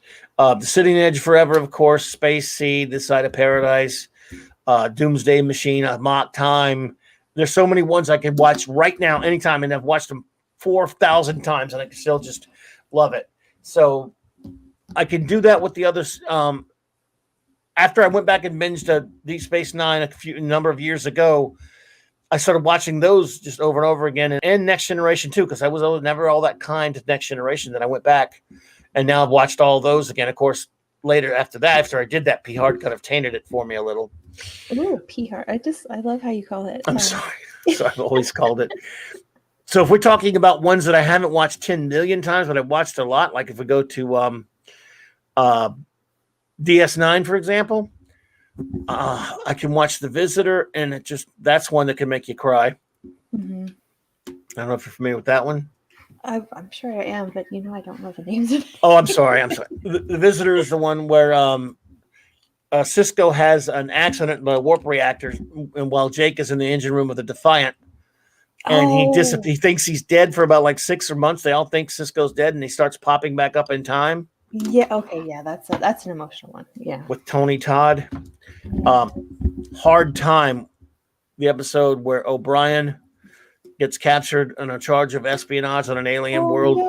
No, I hate that one. I love that episode. It's so sad. No. He has 20-year prison sentence stuck in his head. I love that one. No. Oh, that one's brutal. It's brutal. Some of the brutal ones I can watch a lot, but yeah, if you need a more like lightweight one to watch, but fun. Yeah. Aside to the obvious trials and tribulations, how about Looking for Parmak in All the Wrong Places? Looking for what? Looking for Parmak in All the Wrong Places. The one where Worf first is in love. He falls in love with this Klingon woman he sees at Quark's, and of course, the one that Quark's married to. Yes. Yeah, that was like a Cyrano de Bergerac episode, wasn't it? Yes, it was. Parmak meaning romance or whatever, in Klingon. So it was looking for Parmak in all the wrong places. Yeah, that's a fun one. This one's more brutal, but In the Pale Moonlight is a masterpiece. I don't know. That's when Cisco is basically he's talking to his log. It's about him at the beginning, talking to himself about what he had to do to convince the Romulans to join the Dominion War on their side. That one made me see Cisco in a whole new light. And that was savage stuff. That's so brutal. He is hardcore. He will do what needs to be done. I like that one. Garrick is great in that one too. Let's see. Purple said it's a novel that Andrew Robinson wrote from notes he made whilst playing the character. Hard to find now. Oh, it's a hard one to find. Well, we might track that one down. I appreciate that, Purple. I did not know about that. What's it called again? I forgot that.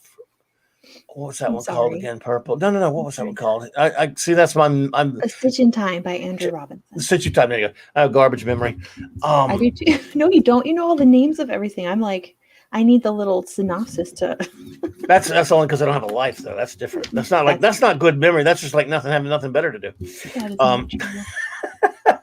And let's see here. There's so many good ones, though. And I can say that about. I mean, by the way, after I did that, because I wanted to say, because all that horrible things was happening with SE and things like that, I finally sat down and forced myself to binge all of Voyager after I did Deep Space Nine. Ew. All of it. Yeah. No, my kids, so my kids and I, we usually will watch an episode with dinner. And so then when Voyager came up, because, I'm kind of a completist. So once I start something, I've been trying to watch all of it. Of course, I skipped animated on accident. But so they've been watching some of it with me, and they're like, "No, we have to watch Voyager," and I can't. I like your kids. At least they want to watch something. Let's Geek this. They do. They I have to tell them. They're like, "Mom, nobody else has Captain Kirk T-shirts. Like, what's going on?" I'm like, we're kind of nerdy. They're like, "Oh, okay, it's fine." There's some good episodes of Voyager. I mean, there are a couple of okay ones here and there. Especially, I love the ones with Barclay because I love Dwight Schultz's Barclay. Okay, so I love Barclay in TNG. He's awesome. The best Voyager episodes, in my opinion, are the ones he's on. Oh God, have you seen those? I love those. No, I have. I know. I've seen a couple with the guy that looks like a big cat, and I'm like, no, I don't want to watch this. Big cat. Neelix. Neelix. Oh God. Oddly enough, that's what Barclay names his cat, Neelix. What was the see? Because he looks like a giant stupid cat. And what's the episode I watched where Cheese almost took down the whole ship? I'm like, this is the dumbest show ever. I cannot watch this. It had its faults. I like again. There's the thing.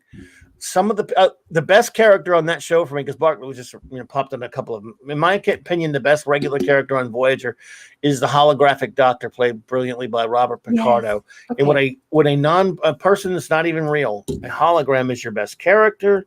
Yeah, you've got a problem.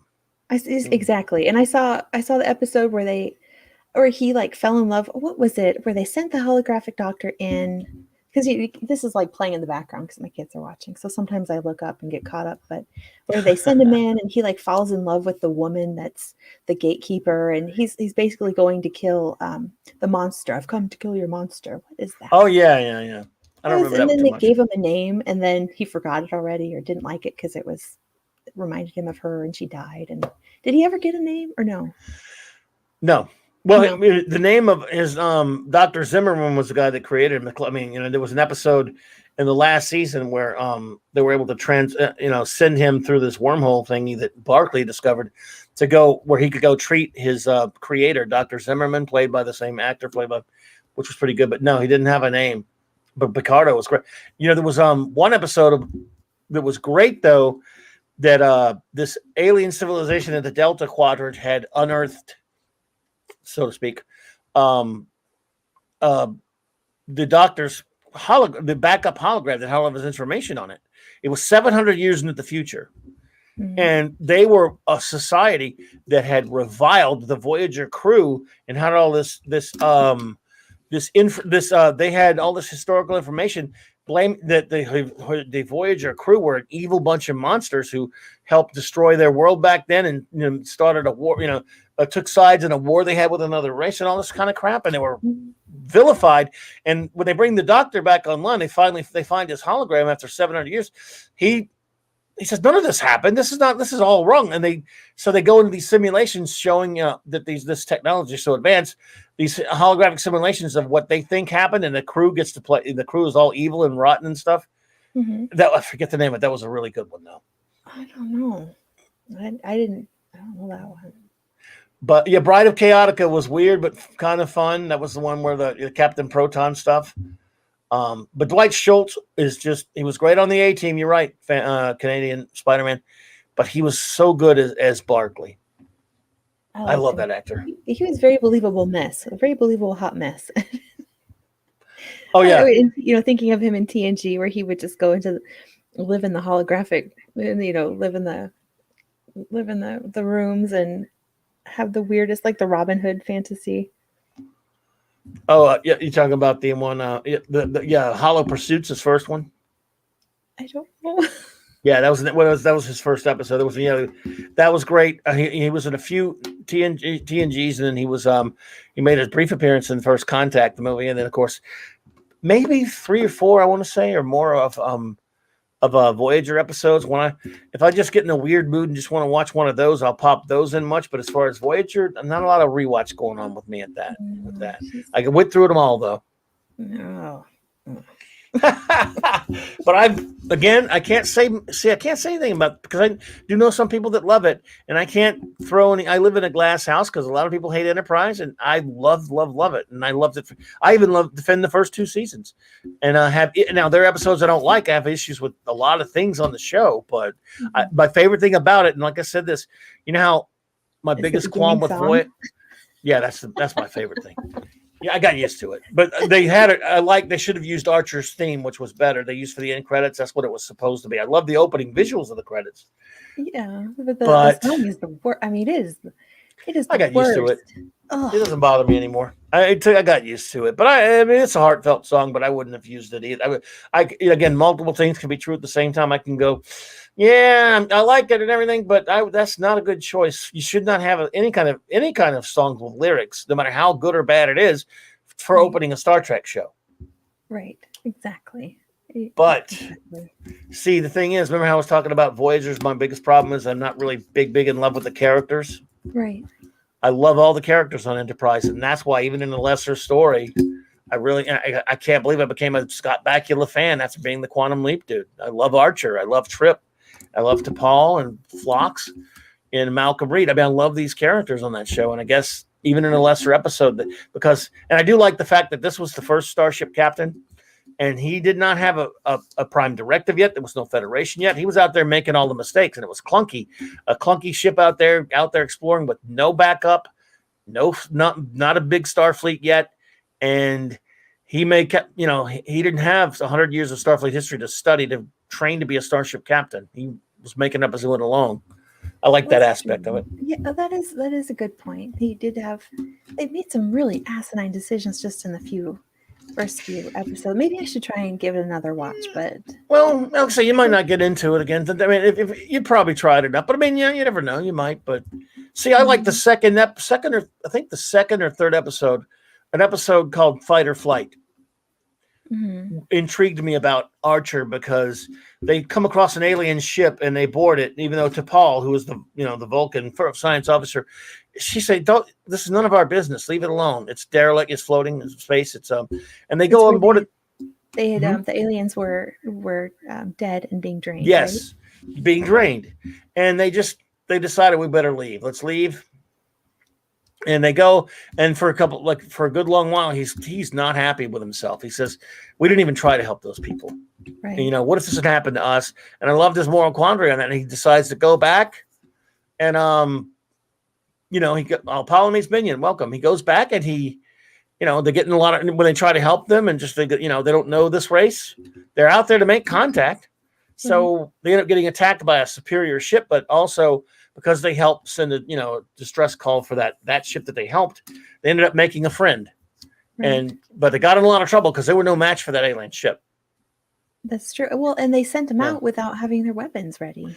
Yeah, because of the first things that happened in the first episode, they went out with they didn't have phasers yet. There were phase cannons and torpedoes that weren't even photon torpedoes yet because of the technology.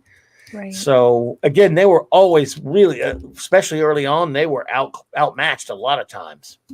Yeah. Oh, absolutely. And I guess I can see where it's a little frustrating that, they're kind of shepherded by the Vulcans. Yes, and our boy DC hates that because he doesn't think the Vulcans should have been out in space way, way longer than humans, and that was the fault of Berman and those guys for First Contact. When they, see our warp, they see Zephyr and Cochrom's warp signature, and they come to Earth, which is coming up next week, First Contact Day. But he hates that. I think Eric K said that your favorite Star Trek is Memory Alpha with Lazarus.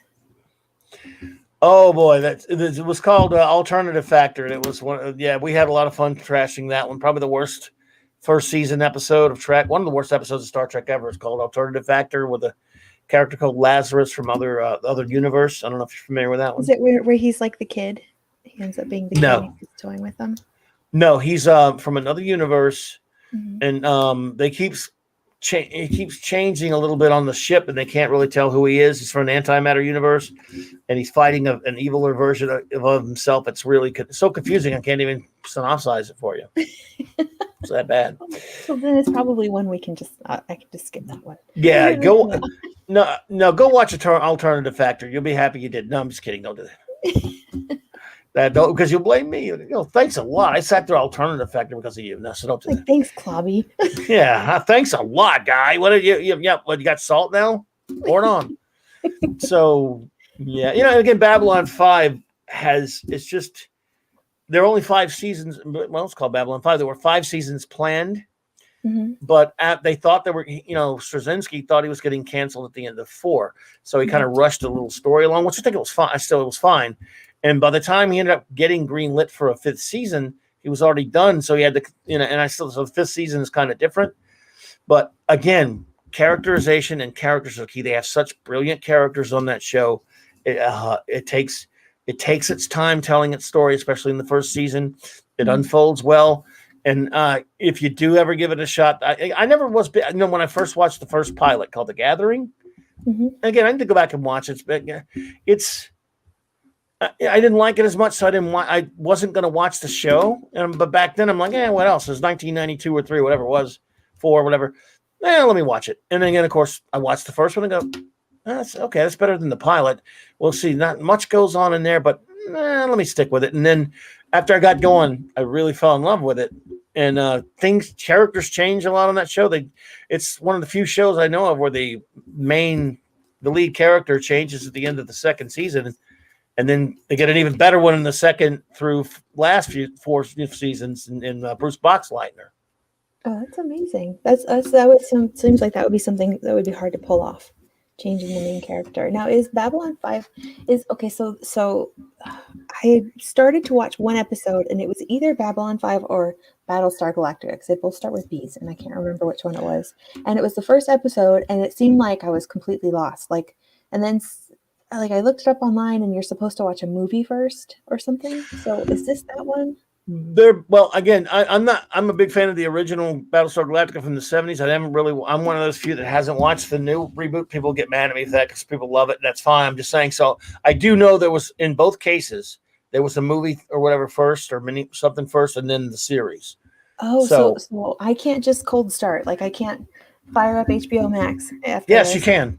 You can. Yes, because the pilot's on there as well. It's called The Gathering, and then it starts the first episode. Awesome. Midnight on the Firing Line. So, and there's one or two. I think there's only one maybe acting change from the pilot to the first episode, the regular episode. Okay. And but yes, same. Like I say, same kind of the same deal with both of those. Mm-hmm. They both have like a pilot thing or something like that, and yes, and then they start the series proper. So yeah, pilots are the first episode. So why wouldn't they? I mean, they're like the very place that you start. So why, I don't see why they wouldn't have, because the one I watched didn't have it. And I was like, I'm confused. On B5? Because it's on there.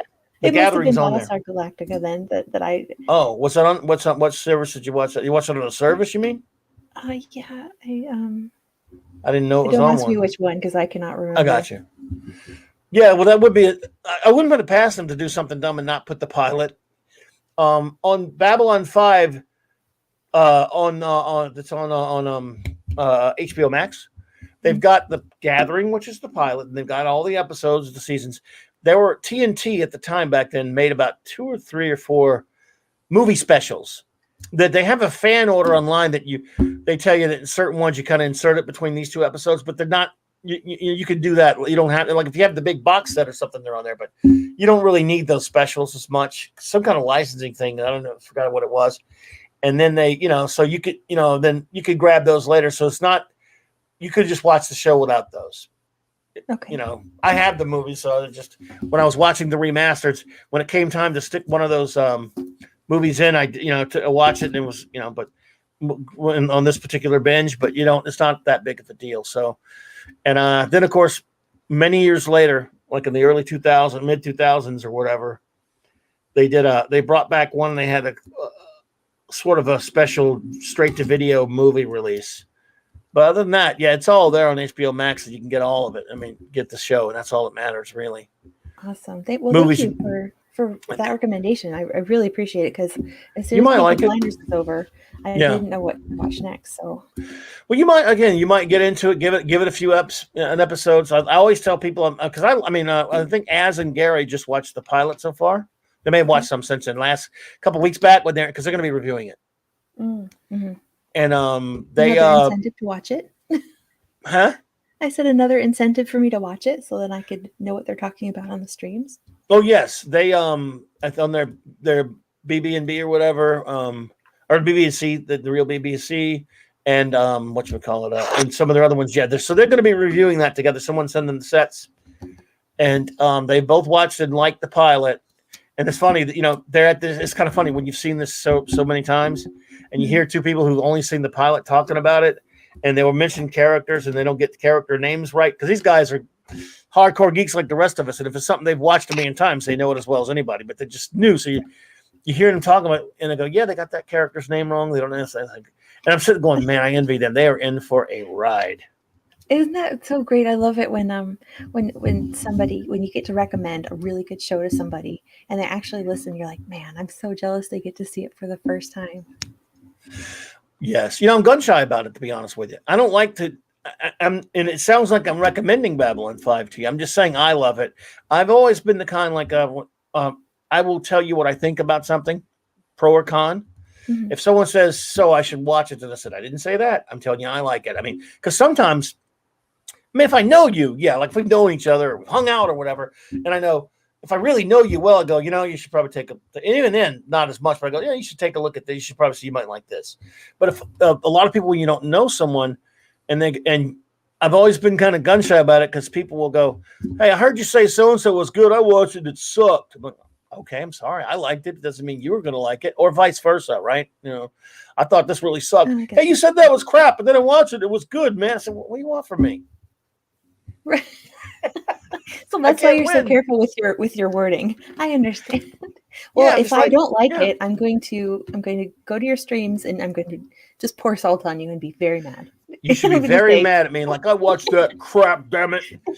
Oh, you suck making me watch that shit. Yeah, you should. Yeah, you can bust my chops. That's fair enough. Yeah, but people will do that. No, that's so sad. No, that's ridiculous. But do you have any favorite characters so that like if I do watch it based on my own decision and not your recommendation? There you go. So diplomatically put. Michael Garibaldi, the character played by the late great Jerry Doyle, is my favorite. But I love Sheridan, who starts. I don't know if you're familiar with Bruce Boxleitner. He's probably those two are my favorite characters. And he started in the at the beginning of the second season, Captain Sheridan. Nice. Just fantastic characters. But I love Jakar and I love Londo. And if you ever do, like I say, if you ever watch it and you get interested in it, you can come and talk about each episode with me. That'd be fun, like talking about sort of like reviewing it from someone who's watching a bunch and talking to someone who's just seeing it for the first time. That would be interesting, actually. That would be very fun. I could hear myself going, like you'd say, like, by the way, this or that was good. And I'll go, oh, man, wait, do you see what if I say anything, wait, do you see what happens to him or her? See, that would be hard for me. It's easier for me to review things in the moment because sometimes when you're reading a book or when you're watching a show, you forget, like, wait, has that happened yet? It's hard to remember where you are. So I think it's good that you know it well enough that you'd be able to stop yourself. I would, but the temptation, like if you're talking to someone, again, like if it's something you both watched a million times, it's different. Or if you let's say we both watched it at the same time. But yes, so I go, oh my God, I can't. Oh, she only knew what happened to him. Or she only knew what happened to her, or whatever. The tragic thing about the cat, and yeah, Kosh is interesting. And Jakar and Londo are just great characters. Here's the tragic thing about the cast, and again, it's a good thing you don't have the kind of emotional ties that some of us do to the show because you're not having watched it over the years. The show's only 30-something years old, and half the cast is gone already. It's a weird curse of the show. Now, Star Trek, the original series, that's 60 years ago. Right. Almost. We still have Shatner. And they got half the people are gone, and that's horrible. But again, it's the 60s. Right. This is 30 years after that, and half the cast is gone. Oh. And it's just, and I watch these credits, and of course I love it, but because I'm attached to these characters and these actors are so good, I'll go, oh man, I can't believe he's not one. I can't believe he's gone. Some of them are older, but some of them died very young. A couple of them, and and I won't tell you which. Yeah, I won't tell you which ones in case you get into the characters. Then you'll find out on your own. But, Ivanova's terrific. I know. Look, they're great. All the a Phantom Outsider. Look, I love Ivanova. She's fantastic. Claudia Christian's wonderful. I really love that actress. Again, if you make me fall in love with the characters on a show, that's what you got to do for me to really care about it. Right. There are the shows I can go, that's a pretty good show, and they're good characters. Again, you talked about Farscape. I enjoyed it. Yeah. I like the characters. Really weird episodes in there too. So I thought it was like super sci-fi because some of them, they were really out there. I felt like they did a good job, like pushing the boundaries. Just. Yeah. Oh, look, I really enjoyed it, and again, these are good characters on that show. Yes, they have very good, and they've got the interpersonal relationships, and they've got their story arcs, and yeah. The characters are fantastic. I actually started looking for some of the toys on eBay. Oh, really? Yeah. Nice. Rigel apparently is very hard to find and very expensive. Oh, is he? Oh my God! I had a friend who cosplayed Rigel at Dragon Con every year. Not Rigel. Excuse me. He Rigel. He cosplayed Crichton, but he walked around with a Rigel puppet. Oh, that's funny. Yes. That's awesome. That's great. Oh, thank you, Apollome's Minion. Yes, you recognize the Legion of Doom headquarters in my background, eh? Oh, I Yes, that's Super Friends background there, Legion of Doom. But yes, it was a pretty good show. And again, like I say, you get me with the characters. And by the way, you mentioned something that we didn't touch on. Are you a Doctor Who fan? I am a Doctor Who fan, but I know to everyone's, it's not popular to say, but I have not seen all of the classic, and I've only seen up to the third Doctor in the classic Who. You are fired. No, just kidding. I know. No. Like, some people in the fandom, if you tell them that you like Doctor Who, you really have to clarify that you are sure. a newbie and have only really seen New Who. So. No, I got you. Like I haven't been able to talk about Doctor Who in ages, and for me, it's a 50-year thing. I've been a fan of Doctor Who for, man, it's getting close to 40 years. I've loved it. I've loved it since something like 1981, 82, something like that. Or when I first saw it, maybe 81-ish, somewhere up in there. That's when I was born. Oh, there you go. Oh, man, I'm old. I've loved it all of your life. Yes. Again, Tom Baker, of course. Now, again, I do like a lot of New Who when it came back. After the 50th anniversary, I've decided in my own personal headcanon that the show's over after that. I'm 50 years, dead stop. Even though I sort of count Time of the Doctor, in my opinion, the entity known as the Doctor dies right there. But you talked about how it's traumatic, or in the sense you when a Doctor changes, or you have that affects you. Yeah, it is. It's I love how, like, one of the first things they say is they talk about some obscure body part, like, oh, my liver looks different, or Oh yeah. I love how Peter Capaldi had such an amazing reaction to his eyebrows, and who frowned me this face, and he thought his eyes were so angry that they wanted to seed from his face, and great actor. I just didn't like the stories. See, that's the thing. He was an amazing actor, and he did have just terrible writing, and just horrible. That's what I hate. Oh God, thank you. Who doesn't hate Clara? Who? I mean, and of Moffat course, ruined that show. Yeah. Oh, yeah. I mean, and the one where she's saying eggs, where she makes the souffle girl. She was great in that, and I actually really enjoyed her in the Abominable Snowman one. It was a Christmas special where she played like a Victorian snowman. mermaid. She was great on that one. Yeah, she was great on that one too. And then all the other ones, I just did not like her. No, I got you. I don't know why you think I'd be mad at you for that, Jed. Let's see. My words. Hey, but I watched Lex. It was kind of funny. Nothing against Lex. Nick's not going to be able to talk to us anymore, but he's later, bro. Later, Steve. Feel good. Have a good night, bro. He'll still be listening. Good. On Doctor Who though, how you mentioned a lot of people don't like certain doctors, or they don't like that when their favorite if they're a big fan of a certain doctor, they don't want them to regenerate. Yes. I'm a weirdo about that, even though of course I have favorites, and I love 1 through 11, really 12, because he's in a way Matt Smith's only 13th Doctor, but that's beside the point. But my favorite thing about the show, believe it or not, is regeneration. I mean, I love the show because I love the fact that, again, it's not that I love to see someone go. Mm-hmm. Oh, yeah. Peter Capaldi as Malcolm Tucker is fantastic. I just wish they didn't write him as Malcolm Tucker as the Doctor. He was on his show. He was Malcolm Tucker that doesn't curse. But I just remember seeing Peter Capaldi. He was in was it the Mount Vesuvius, the volcano episode? Yeah, Fires of Pompeii. Yes. Yeah, he was in that. And then when I saw him as a Doctor, I was like, "What? I've seen him before." Great. I love it. He's also in Torchwood: Children of the Earth. Torchwood is Children of the episode, because I've seen Torchwood. It was the miniseries Children of the Earth.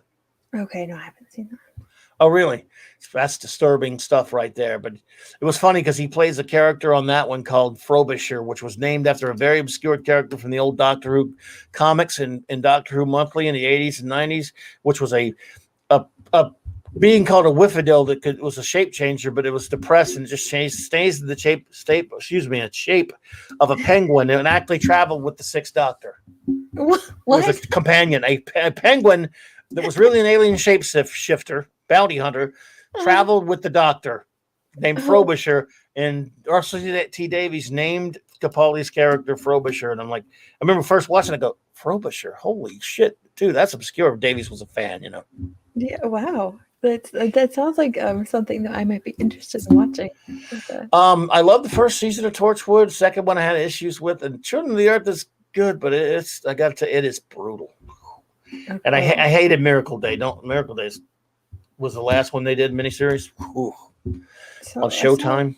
I saw Torchwood, and I didn't like I guess we keep going to the endings. I did not like the way they ended Torchwood. Oh, Miracle Day was terrible. Cisco Kid, welcome. Oh, well, thank you for that, Cisco Kid. It's good to see you here. I appreciate you. Oh, hi, Cisco Kid. I love that he regenerates, though. And every time he comes, when he comes up for a regeneration, people will say, oh, man, I don't want to see, whether it's David Tennant to go or whoever it is. They go, I can't, I'm so mad that he's leaving, or I'm sad. I'm sad to see that one go, but I can't wait to see the next one. Because I love the fact that he changes. It is exciting to see the new, the way that the actor will embrace the role and show different aspects of the Doctor, which Jodie Whittaker did brilliantly. I hate her. I can't believe I even said that out loud. Chibi, all opinions are welcome here. Boss Gill, welcome. Yeah, I hate Jodie. Again, nothing. Yeah, she's not the kind of a completist, but honestly, it was not watching her. I watched the first season with her, and I was kind of on board for a female. I know this is not popular. I was kind of on board for a female Doctor because if it made narrative sense and it was interesting to the story, I was willing to go where the story took us. But, I obviously don't want Spider-Man to be a woman. So obviously I don't want the Doctor to be a woman. But if they had a really good reason, then maybe, I was like, okay, let's see what they're... No, it's just like... I always say Capaldi had a greater reaction to his eyebrows than Jodie Whittaker's Doctor had to her. Oh, my God. Well, I on Jodie... or on that whole, and by the way, I'm an idiot. I've watched them all, even all of Jodie's trash. No, I could only watch the first season, and after that, it really helped me. I was like, you know what? I don't have to watch anymore because this is just dreadful. I don't know how you did it. I want it because I'm in solidarity with people like Az and Gary and others who are sticking it out, and I wanted to review it and talk about it. And I hate it so much. I don't know if I could ever do it again, but I really hate it.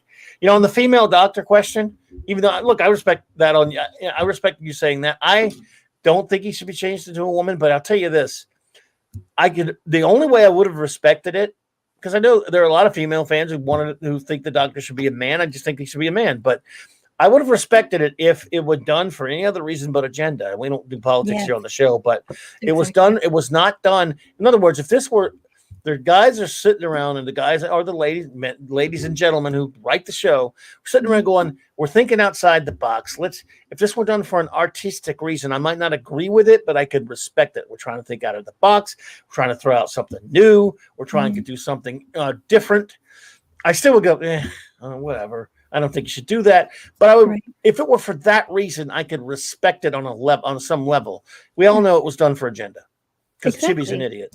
And the fact that they didn't even address that she became a woman, and we're just supposed to have it shoved down our throats and be happy about it, and didn't even show it narratively why it happened or just even made any reference to it. It's just weird and awkward and wrong. And I wish they hadn't done that. But. Yeah, and but even the Capaldi era, though, there's the thing. I love the actor. To me, I hated the writing. I love him. Yeah. I hated the writing. I don't like the Doctor being a nasty, just an thoroughly unlikable, pathetic creature, like following Claw around like a puppy dog, being mean to everybody for no reason. Yes, I think there was yes, he was kind of nasty, but he also, I don't know. I feel like he still had the grandiosity that I just don't think that any female Doctor would be able to pull off. But yeah. I don't know. There was one line that she said that I liked. She's like, I'm his carer, so he doesn't have to. Or he said that. He said, she's my carer, so I don't have to. I thought that was still kind of funny. Yeah. What was the episode I liked with Rusty? With the Dalek that saw the birth of a star and actually felt happiness, and so he was dying from it. Anyway, so we had a couple good episodes. Are you talking about with Jody? No, I was talking about with Capaldi. I got on a tangent. Oh, Capaldi. Okay, I can't remember that one. But I know that Clara, and again, you know what? Lovely actress. Is not Jenna Coleman's fault. I love the actress, and I didn't really mind her that much in that Smith season.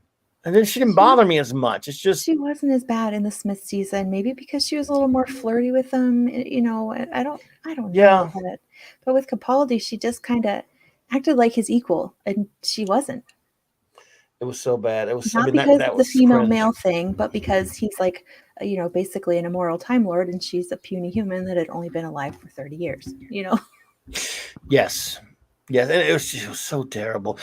I've decided in my own personal headcanon as a Doctor Who freak and fanatic that in the Time of the Doctor, which is an episode I didn't like all that much, I've decided that the entity known as the Doctor, when he spent 300 zillion years, whatever it was, 300 years on Trenzalore, you know, and then gets given a new regeneration. First of all, if you can do that, anyway, but then regenerates a whole new regeneration cycle. I think the entity known as the Doctor ceases to exist, and the Capaldi Doctor is the Valyard or something like that. That's Doctor Who minutia that I don't want to get into right now, but is a being that thinks you know, because he's even questioning himself.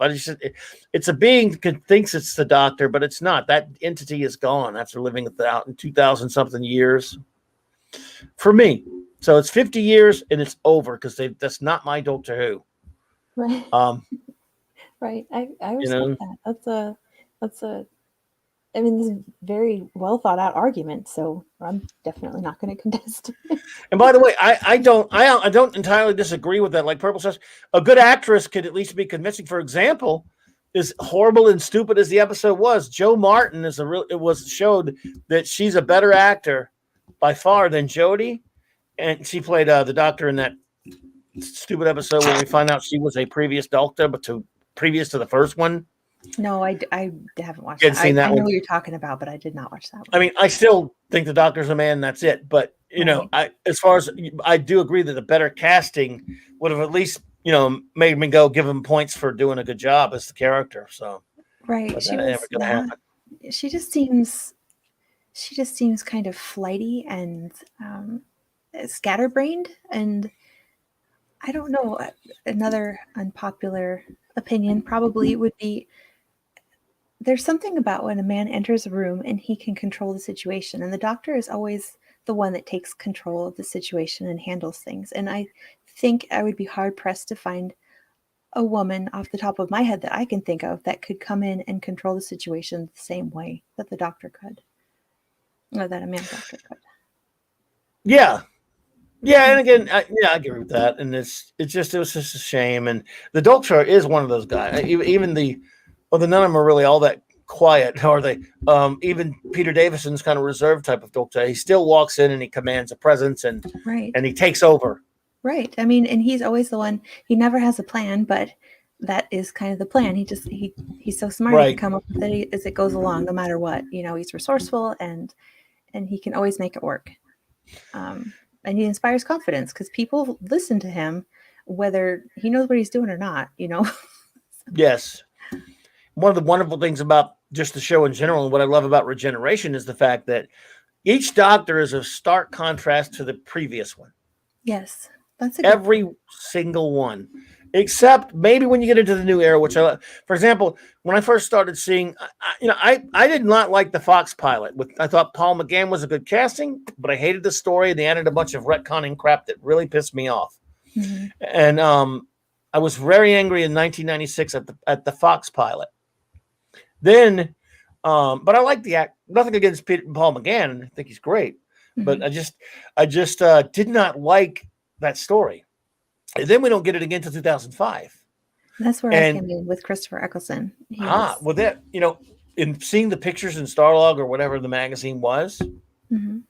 Of him in that stupid, because I still don't like the way he dressed. I wanted the Doctor to dress doctorishly in that leather jacket.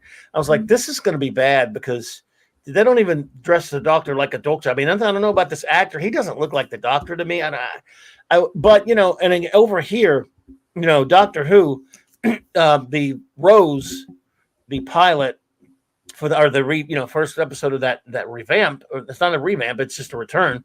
It leaked to the internet a couple weeks early, and a buddy of mine downloaded it, and I watched it, and I loved it. Mm-hmm.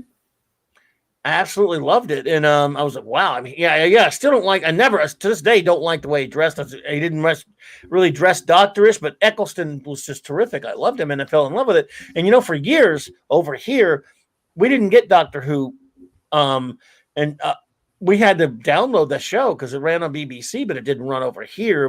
And I wasn't going to miss it, so I downloaded it every week. That's dedication. And it was a couple of years before they started showing it, in Sci-Fi Channel or whatever, before BBC America. Yeah, so you saw it before I did because I just saw it when they started putting it on, where I could binge it on streaming services and Eccleston it took a few episodes for him to grow on me, honestly, because of that expression on his face. He just kind of looks like he looked like he should have been blonde. Kind of looked like an airhead, with his eyes open a little too wide and fantastic, So. Yeah, I loved him though. I thought he was great. I mean, I had my issues with Rose here and there, but I love that they have some great stories in that first season. And I was kind of sad to see him go early. And then David Tennant was just so terrific. Oh my gosh, David Tennant's like the TV equivalent of chocolate. He's amazing. He is New Who's Tom Baker, because no one could touch Tom Baker for me. He was just so dominant as the character. He is one of the things about Tom Baker. Doctor Who in the 80s it was huge over here. Mm-hmm. When I was here I go. I'm gonna get in trouble. When I was running the comic shop I was running, we had a lot of Doctor Who. Did you run a comic shop? No, I'm just a total lie, but I'm making it up to give Eric something to pick on me about. We sold a lot of Doctor Who merchandise. We had Doctor Who fan club meetings and everything, and everyone. But it's kind of different. When Peter Davison came along, we got the episodes a lot later than they did across the pond, and a lot of people, especially women. By the way, everyone thought everyone knew All Creatures Created Small. They knew Peter Davison from that show. He was Tristan Farnham, and they couldn't believe he was playing Doctor Who, playing the Doctor. So a lot of people are like, he's not Tom Baker. I hate him. I loved him. I love Davison, and I love it because he was completely different. Why would you wouldn't want to cast someone that's exactly like Tom Baker, right? And I love John Pertwee. I mean, I love, Hartnell. Takes getting used to sometimes when we watch those episodes. I love William Hartnell. I love Patrick Troughton. I love John Pertwee. I love Troughton. Yeah, because I've seen those three, but I think Hartnell is so amazing. It's almost really great for me to see the episodes that I've seen first on New Who, and then go back and see him how he was, and I can appreciate how much he's changed. But Hartnell was so arrogant, and I loved it. Now Purple's being mean to me too. I can't believe Purple's mad at me now. I bet she's mad Purple. At you. She's mad at me for owning a comic shop. No, I love it. Purple can tease me all the time, all day long. I'm cool with it. But see, think about Hartnell. He said there was no template there for Patrick Troughton, so it's such a brilliant move to have someone so different instead of someone trying to be like Hartnell. Yes. And what Troughton did was set the template for next some previous Doctors, although Pertwee was more like he wasn't really, it was kind of a little bit more serious, like Hartnell, but he still had a kind of streak of fun that see, if you don't have the streak of fun in you, all Doctors have to have the streak of fun in them. That's varying degrees. The humor has to be there. And Troughton, the one with Troughton. So I haven't seen Pertwee then. I guess I only have seen the first two Doctors because I've only seen. Oh, really? I haven't seen Pertwee. I've seen Trouton. I like Trouton, but I did not like his little recorder flute thing that he had. Really? You don't like the recorder? No, and some of the episodes were a little difficult for me to watch. When Yeah. when it's like when they had the animated ones, those were kind of Yes. difficult. And then the ones where there was like a lot of audio, but a lot of just still shots because they were recovered. Yeah, they So were called links. Yeah. yeah, those were kind of hard for me to get through. Some of them, it's like, oh No, and some of them were long, multi parts. Like the Invasion, one of my favorite ones, which they had to animate. I think 2 of those. With the Cybermen, it was the second appearance of Lethbridge Stewart. I love the Brigadier. That was 8 parts. Wow. And but the very last Trouton episode with the War Games was 10 episodes, 10 parts. Oh my gosh. Yeah, well, they had a lot of filler type stuff, but I love John Pertwee. I mean, again, my favorite doctors are in order are going to be Tom Baker, John Pertwee, Patrick Troughton, Sylvester McCoy, Peter Davison. Those are my favorites. And then after that, I do love. I mean, I'm one of those few that likes Colin Baker. A lot of people don't love him, don't like him much, And I loved him though. So and I loved Eccleston and Tennant, and I love Matt Smith. I mean, a lot of people. I love Matt Smith too, and that's okay. So Eccleston. So okay, so I'm getting all excited. That's all right. That's all right. So Tennant was amazing, and I loved. So one of the things I love about Doctor Who in general, but at least in the New Who that I've noticed so much, is that they have a lot of throwaway episodes, throwaway standalone episodes, but then they also still maintain that overarching story. And I really like that because then you don't get burned out just on the overarching story, and you can just watch some episodes here and there that you don't have to think about very much. They're just fun sci-fi things. But with Matt Smith was so great for me because he was so fun, and I could watch him with my kids. And there's I didn't really think I could watch some of the first few seasons with my kids, but I can watch all the old Who with my kids too because I don't mind the cheese factor or the foam rocks or the bad effects or I don't mind, and they don't mind it either because the writing is good and the story is good and it's engaging and entertaining, and there's nothing scary or gross or bloody. So, absolutely. Back then it was scary for kids. They say, they'll behind the sofa type thing, but it was a different time, of course. Right. So, and that was the thing they loved about it. They loved it. You could watch it with your family, and they would scary in a good way, though. Right. Well, yeah, my kids don't I don't let them watch scary things, but yeah, they don't find the monsters to be that scary. I mean, they were more scared of the Horta than they were of anything. Yes. Oh, absolutely. But I'm just saying now so much stuff is so brutal. But the thing is, back then in the 80s, Tom Baker was to this day, you might if you run across an old timer, who just is not a geek or anything, but they watched. I can't tell how many people have said to me, "Oh, I love Doctor Who. I used to watch it with my dad." And I became a fan later. And, we watched Tom Baker episodes. I watched them with him as a kid, and he won't watch any other doctors. I've had so many people will say, look, I would say Doctor Who. They'd say, yeah, Tom Baker, the guy, or so they might say, oh, the guy with the curly hair. Yeah, well, God. And I say, yeah, but there are other doctors. No, there aren't. There are some that won't watch anybody else. And I'm sure there's a generation that'll say that about David Tennant or whatever. But Tennant is as close to as far as the wide scope of 50 years of Doctor Who, and I do say 50, folks, for me anyway. The Tom Baker is probably the most worldwide popular for that era, and David Tennant would that be for this era for sure. Definitely, I would agree. And I loved my favorite companion for the New Who would be Donna. I love me Donna. too. Yeah, good. I love Donna. A lot of people don't, but I love her. Oh, I loved it. As much as I loved Tennant and Rose. I mean, come on, who didn't love that? I mean, a little soap opera, I get it, but you didn't like. I kind of liked that. But at the same time, I liked that there was no sexual tension with Donna, and they were just pals, and they call it mates or whatever, just friends, and I liked that. They were fun. I love that they got rid of the puppy love crap. I mean, nothing. Was it Billy Piper was okay, and I think Martha's beautiful and everything. Right, but I love Donna. Loved him. Yeah, That didn't I work, love the whole Donna. unrequited love, and I think it would have made Tennant's and Rose's their relationship mean less if it was just puppy love after puppy love after puppy love. I think it made it more special that was kind of their thing, and then they kind of moved on from that, you know. Yes. Yeah, and I love Donna. That first episode with Donna was hysterical. That would be the Runaway Bride. Yeah. Yeah, I love that one. And then she was in Oh my that. gosh, can we talk about the special effects? What's the episode with that giant woman spider? Yes, I forget her name, what they call that thing, that spider. But yeah, Oh, arachnid or whatever. But like the yes, effects of that were so funny. It made me laugh. yeah, that was a good one though.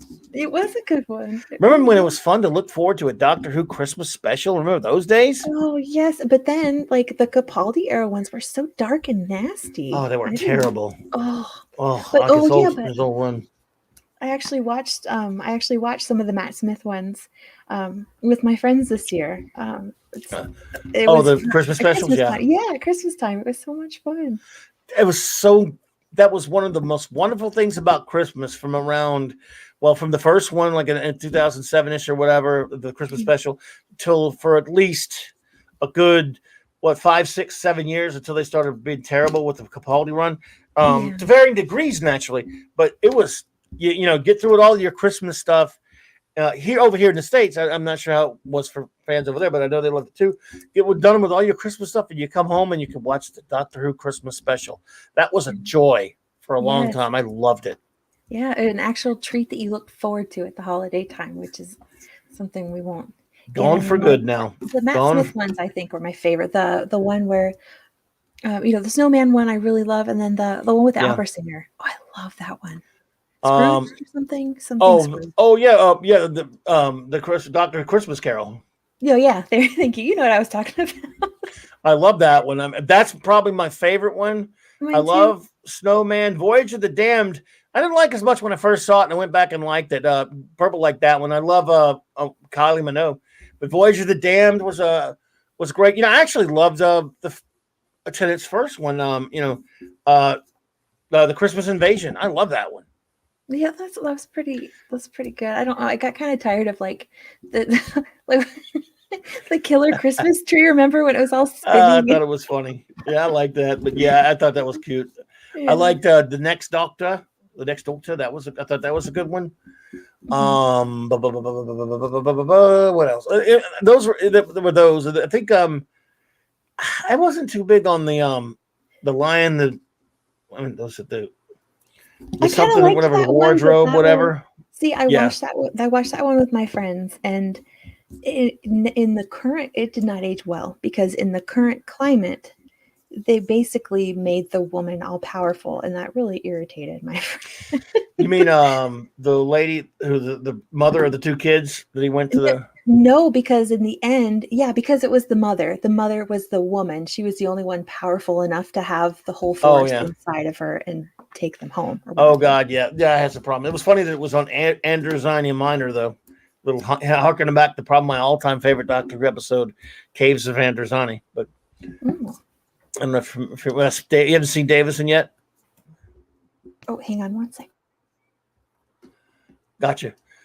Sorry, my son just walked in there. Oh no, if you didn't, no, that's cool. That's no problem. Sorry about that. Have you seen Davison episodes yet, or what Doctors have you not seen? Yeah, that's it. The Doctor, the Widow, and the Wardrobe. Yeah. Yeah, that's the one. And see, it's sad because I kind of enjoyed that one because it was fun at the beginning, you know, where he curates this whole room full of toys for them, and he's got this big present, and it's supposed to be this amazing, fun treat, and then it just kind of turns into, only the woman can. Yeah, wasn't big on that one either. I mean, I did like the ending though, where he went to. Even though you can say what you want about the whole Amy Rory thing, less said the better. There's some good things and bad things. Some like them, some don't. I kind of like the ending a little bit when he went to them, you know, and see them for Christmas and stuff. But that show got a little maudlin after a while. They got really bogged down a lot of drama sometimes. Did you like him with River Song? Did you like River Song? You know, I kind of did sometime. I love the actress, the lady that played her. She's so beautiful. I love her, and I did like River sometimes, especially in Silence in the Library, of course. Oh yeah, but, oh my gosh. That's one of the best. I think that's one of the best episodes.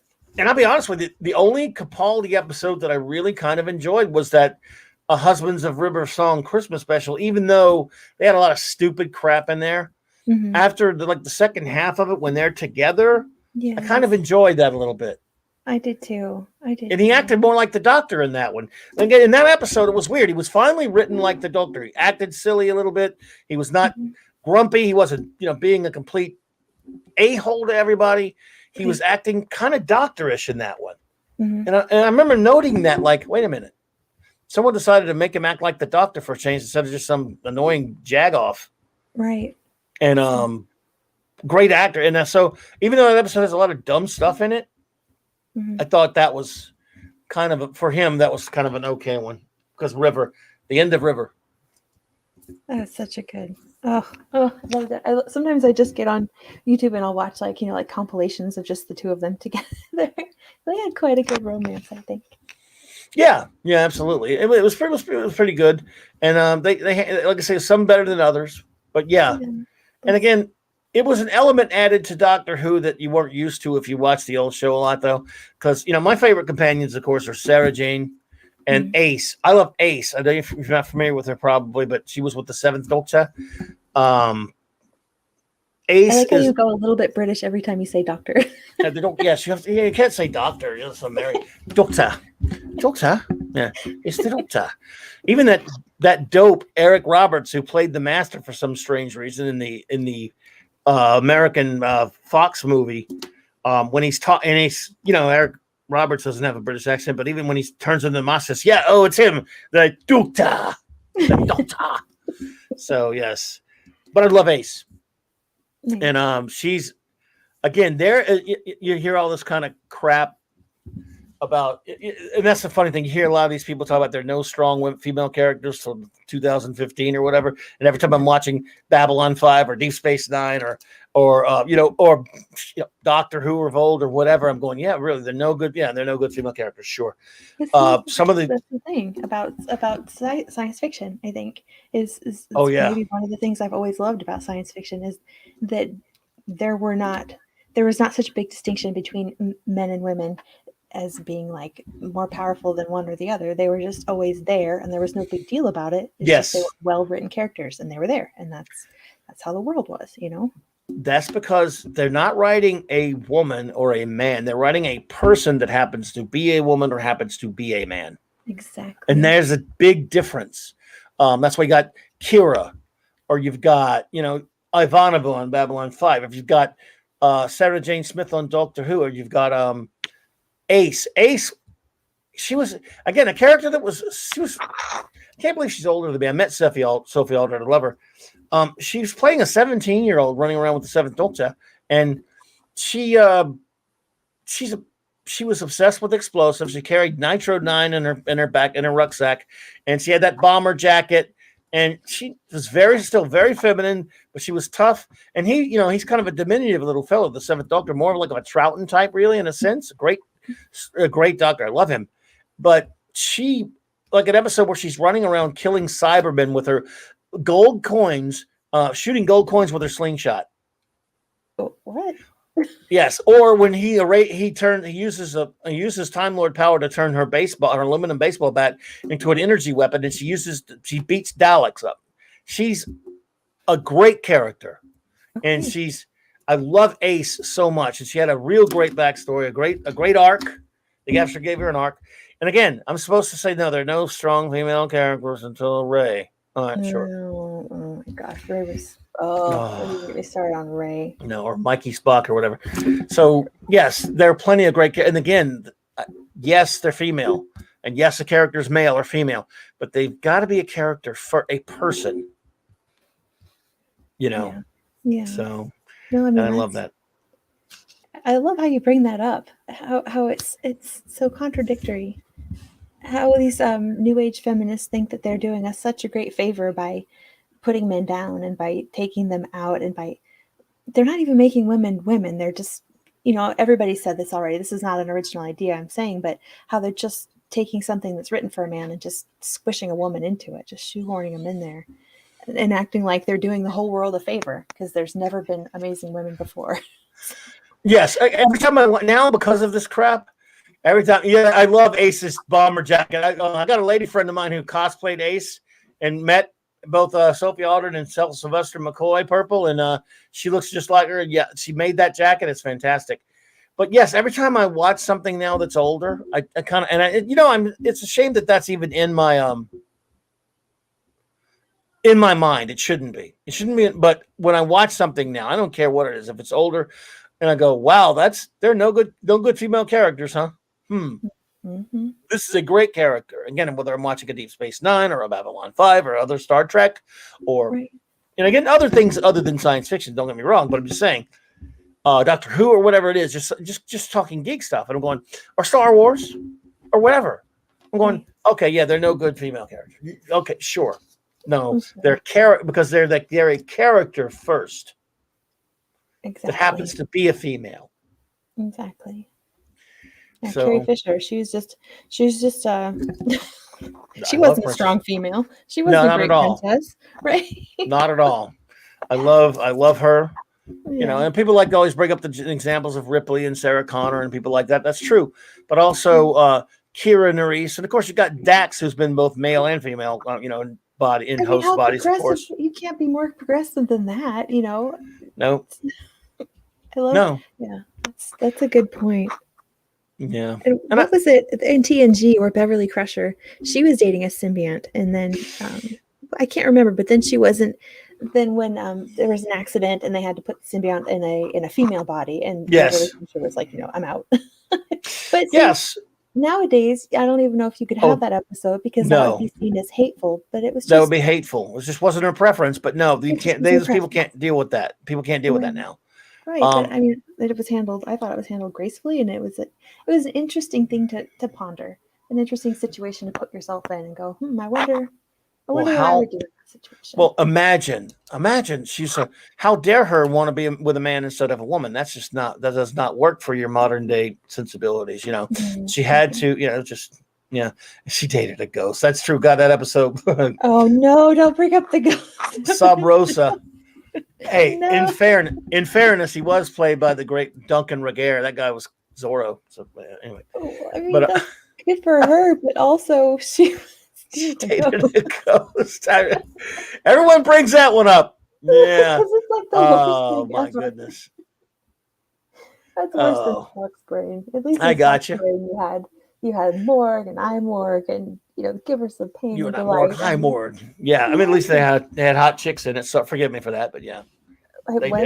No, I've been talking about hot guys. Because I'm toxic.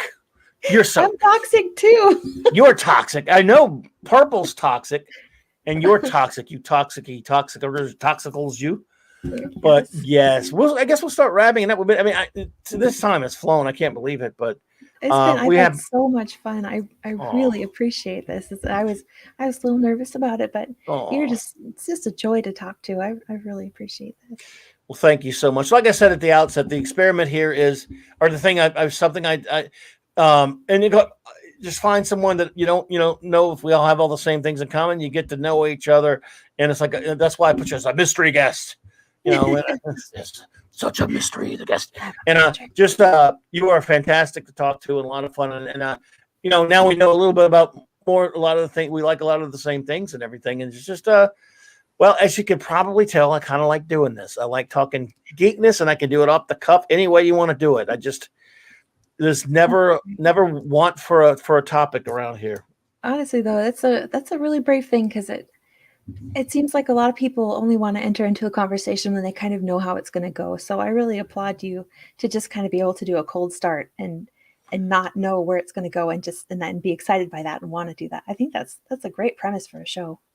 Oh, well, you're too kind. I'm gonna try to do that more often. But even though you have that, does not mean you're not completely obligated to come back. Just kidding, you're not. But if you ever want to, anytime you ever want to sit in, whether it's just an open show or something like that, because I do the open ones on Wednesdays. I would love to have you back. But again, I know you're a very busy person, and I know you. I would be honored to come back sometime. I'm gonna bug you every now and then. I won't bug you too much, but I'll bug you sometimes. Go, hey, when you want to come on and hang out, and and I hope you will. We'll do some closing up here with some show notes. Everyone, my fantastic friends in the chat. Let's see. I've got tomorrow, round 2 of the Global Geek Gang Green Lantern Round Table Part 2. I like the way you said that. Oh my God, that hurts now. At 1 p.m. Central Standard Time, my friends, the great Global Geek Gang convenes, assembles, if you will, to. I thought that one was enough. One episode was going to be enough, but a lot of people decided we should do it again. Mm-hmm. They wanted us to follow up on it. So if you want to learn anything about Green Lantern, and why would you? I don't know, but if you do, or if you just like hearing a bunch of goofballs talk about a comic book character for too long, I think we covered a lot last week. Again, I don't know if R&B is going to show up or not. I just put him as an honorary Green Lantern. He was very kind to show up on my buddy Jed's show a couple of times the past 2 weeks, and he said he would like to. But again, he's a busy man. He's not obligated. But if he can make it, great. If not, we understand. But I put him up there anyway because he's an awesome guy. I'm a big fan of his. And so that is tomorrow, everyone, 1 p.m. Central, Global Geek Gang Green Lantern, and then. Saturday night, the wonderful Raquel Briggs and I will be reviewing 4 more episodes of Star Trek, the original series. Season 2, I'm about to start crying because we only have a few more episodes of Season 2 left, and then we get into 3. Oh, God, just shoot me now. I know. It's the best is behind you. The bestest is definitely behind me. Yes. Oh, and I thought it fitting, because Monday night, Mark C. Comic Show, I had such a fantastic time talking with Purple last week, and I was trying to think of what my topic would be. And since it's sort of topical, heroes fighting each other because of Godzilla versus Kong, which I enjoyed, everyone, and I enjoyed it too, as did BB. Yes. But it's comics, so I thought I would go with the comics' greatest superhero battles. Again, like with the Green Lantern thing, I don't know if anyone's interested in something like that, but we'll see if anyone cares about it. Maybe no one will. But I just want to thank you all for being here tonight. The great Canadian Spider-Man does whatever a spider can. Thank you. The magnificent, beautiful Purple Valkyrie. Purple, love you. I thank you so much for being here. You are the best. Eric K. Jed is here. Thanks, buddy. Jed. Alex James. Mark D with a C. Chris Persia was here. He had to run, but I appreciate you. Paulie stopped in earlier. Yo, Paulie, Latino slant. Alex James. I think I already said that, didn't I? I'm sorry. Cisco Kid popped in. Pod Racing Palpatine. The great Dr. Hercule Monkey and the extraordinary Phantom Outsider. And anybody else who popped up? Boss Gill. Thank you for popping in. I'm sorry, as a new person. Of course, the great Steve Mitchum, my good buddy, was here. And you all know I'm senile, so I forget people sometimes. If I forgot you, I love you. Thank you, Purple. So Purple's the best. She's just extraordinary. She is. You rock, Purple. Thank you all. Rocks it. And you all rock as well. They all rock it around here. So we should give her a shout out. Because Stone Loki has an amazing morning show, which I don't go to because I'm too early in the morning for me. But her and Samantha, Sammy Joe, they also do their own show. So we should give them a shout out. Shout out with Rise of the Valkyries. I'm sorry, I forgot I forget sometimes, Purple. I apologize, but it's there's a link in the description below to the Rise of the Valkyries channel, which they have a wonderful show with the 2 beautiful ladies. Do that show on mornings, and I've got the link right here. Awesome. I'm going to place into the chat. If I forget, unless somebody beat me to it already. Let's see. All right, now let's see. I'm putting this in the chat now, folks. You sound like nice Bubba. Oh, I'm sorry. Well, I am from the South. Louisiana. Almost about as south as you can get them in Louisiana. So there's the channel. I lived in Alabama for a while, so yeah. Really? Oh man, there you go. Isn't that fun? Well, thank you all. Oh, thank you. I don't have. Do I have an accent now? I'm impressed. I thought I did. No, just when you did it. I'm interrupting you while you're doing your closing. I'm very sorry. So. No, you're not at all. No, we're good. All right, everyone. Good night, and thanks again always to the great Stone Loki for this outro. And you are the best, all of you. Thank you so much. Good night, Purple. And good morning, Purple, because it's like 5 a.m. over there. We'll just go without the outro because you all know it. Thank you so much. Have a wonderful night.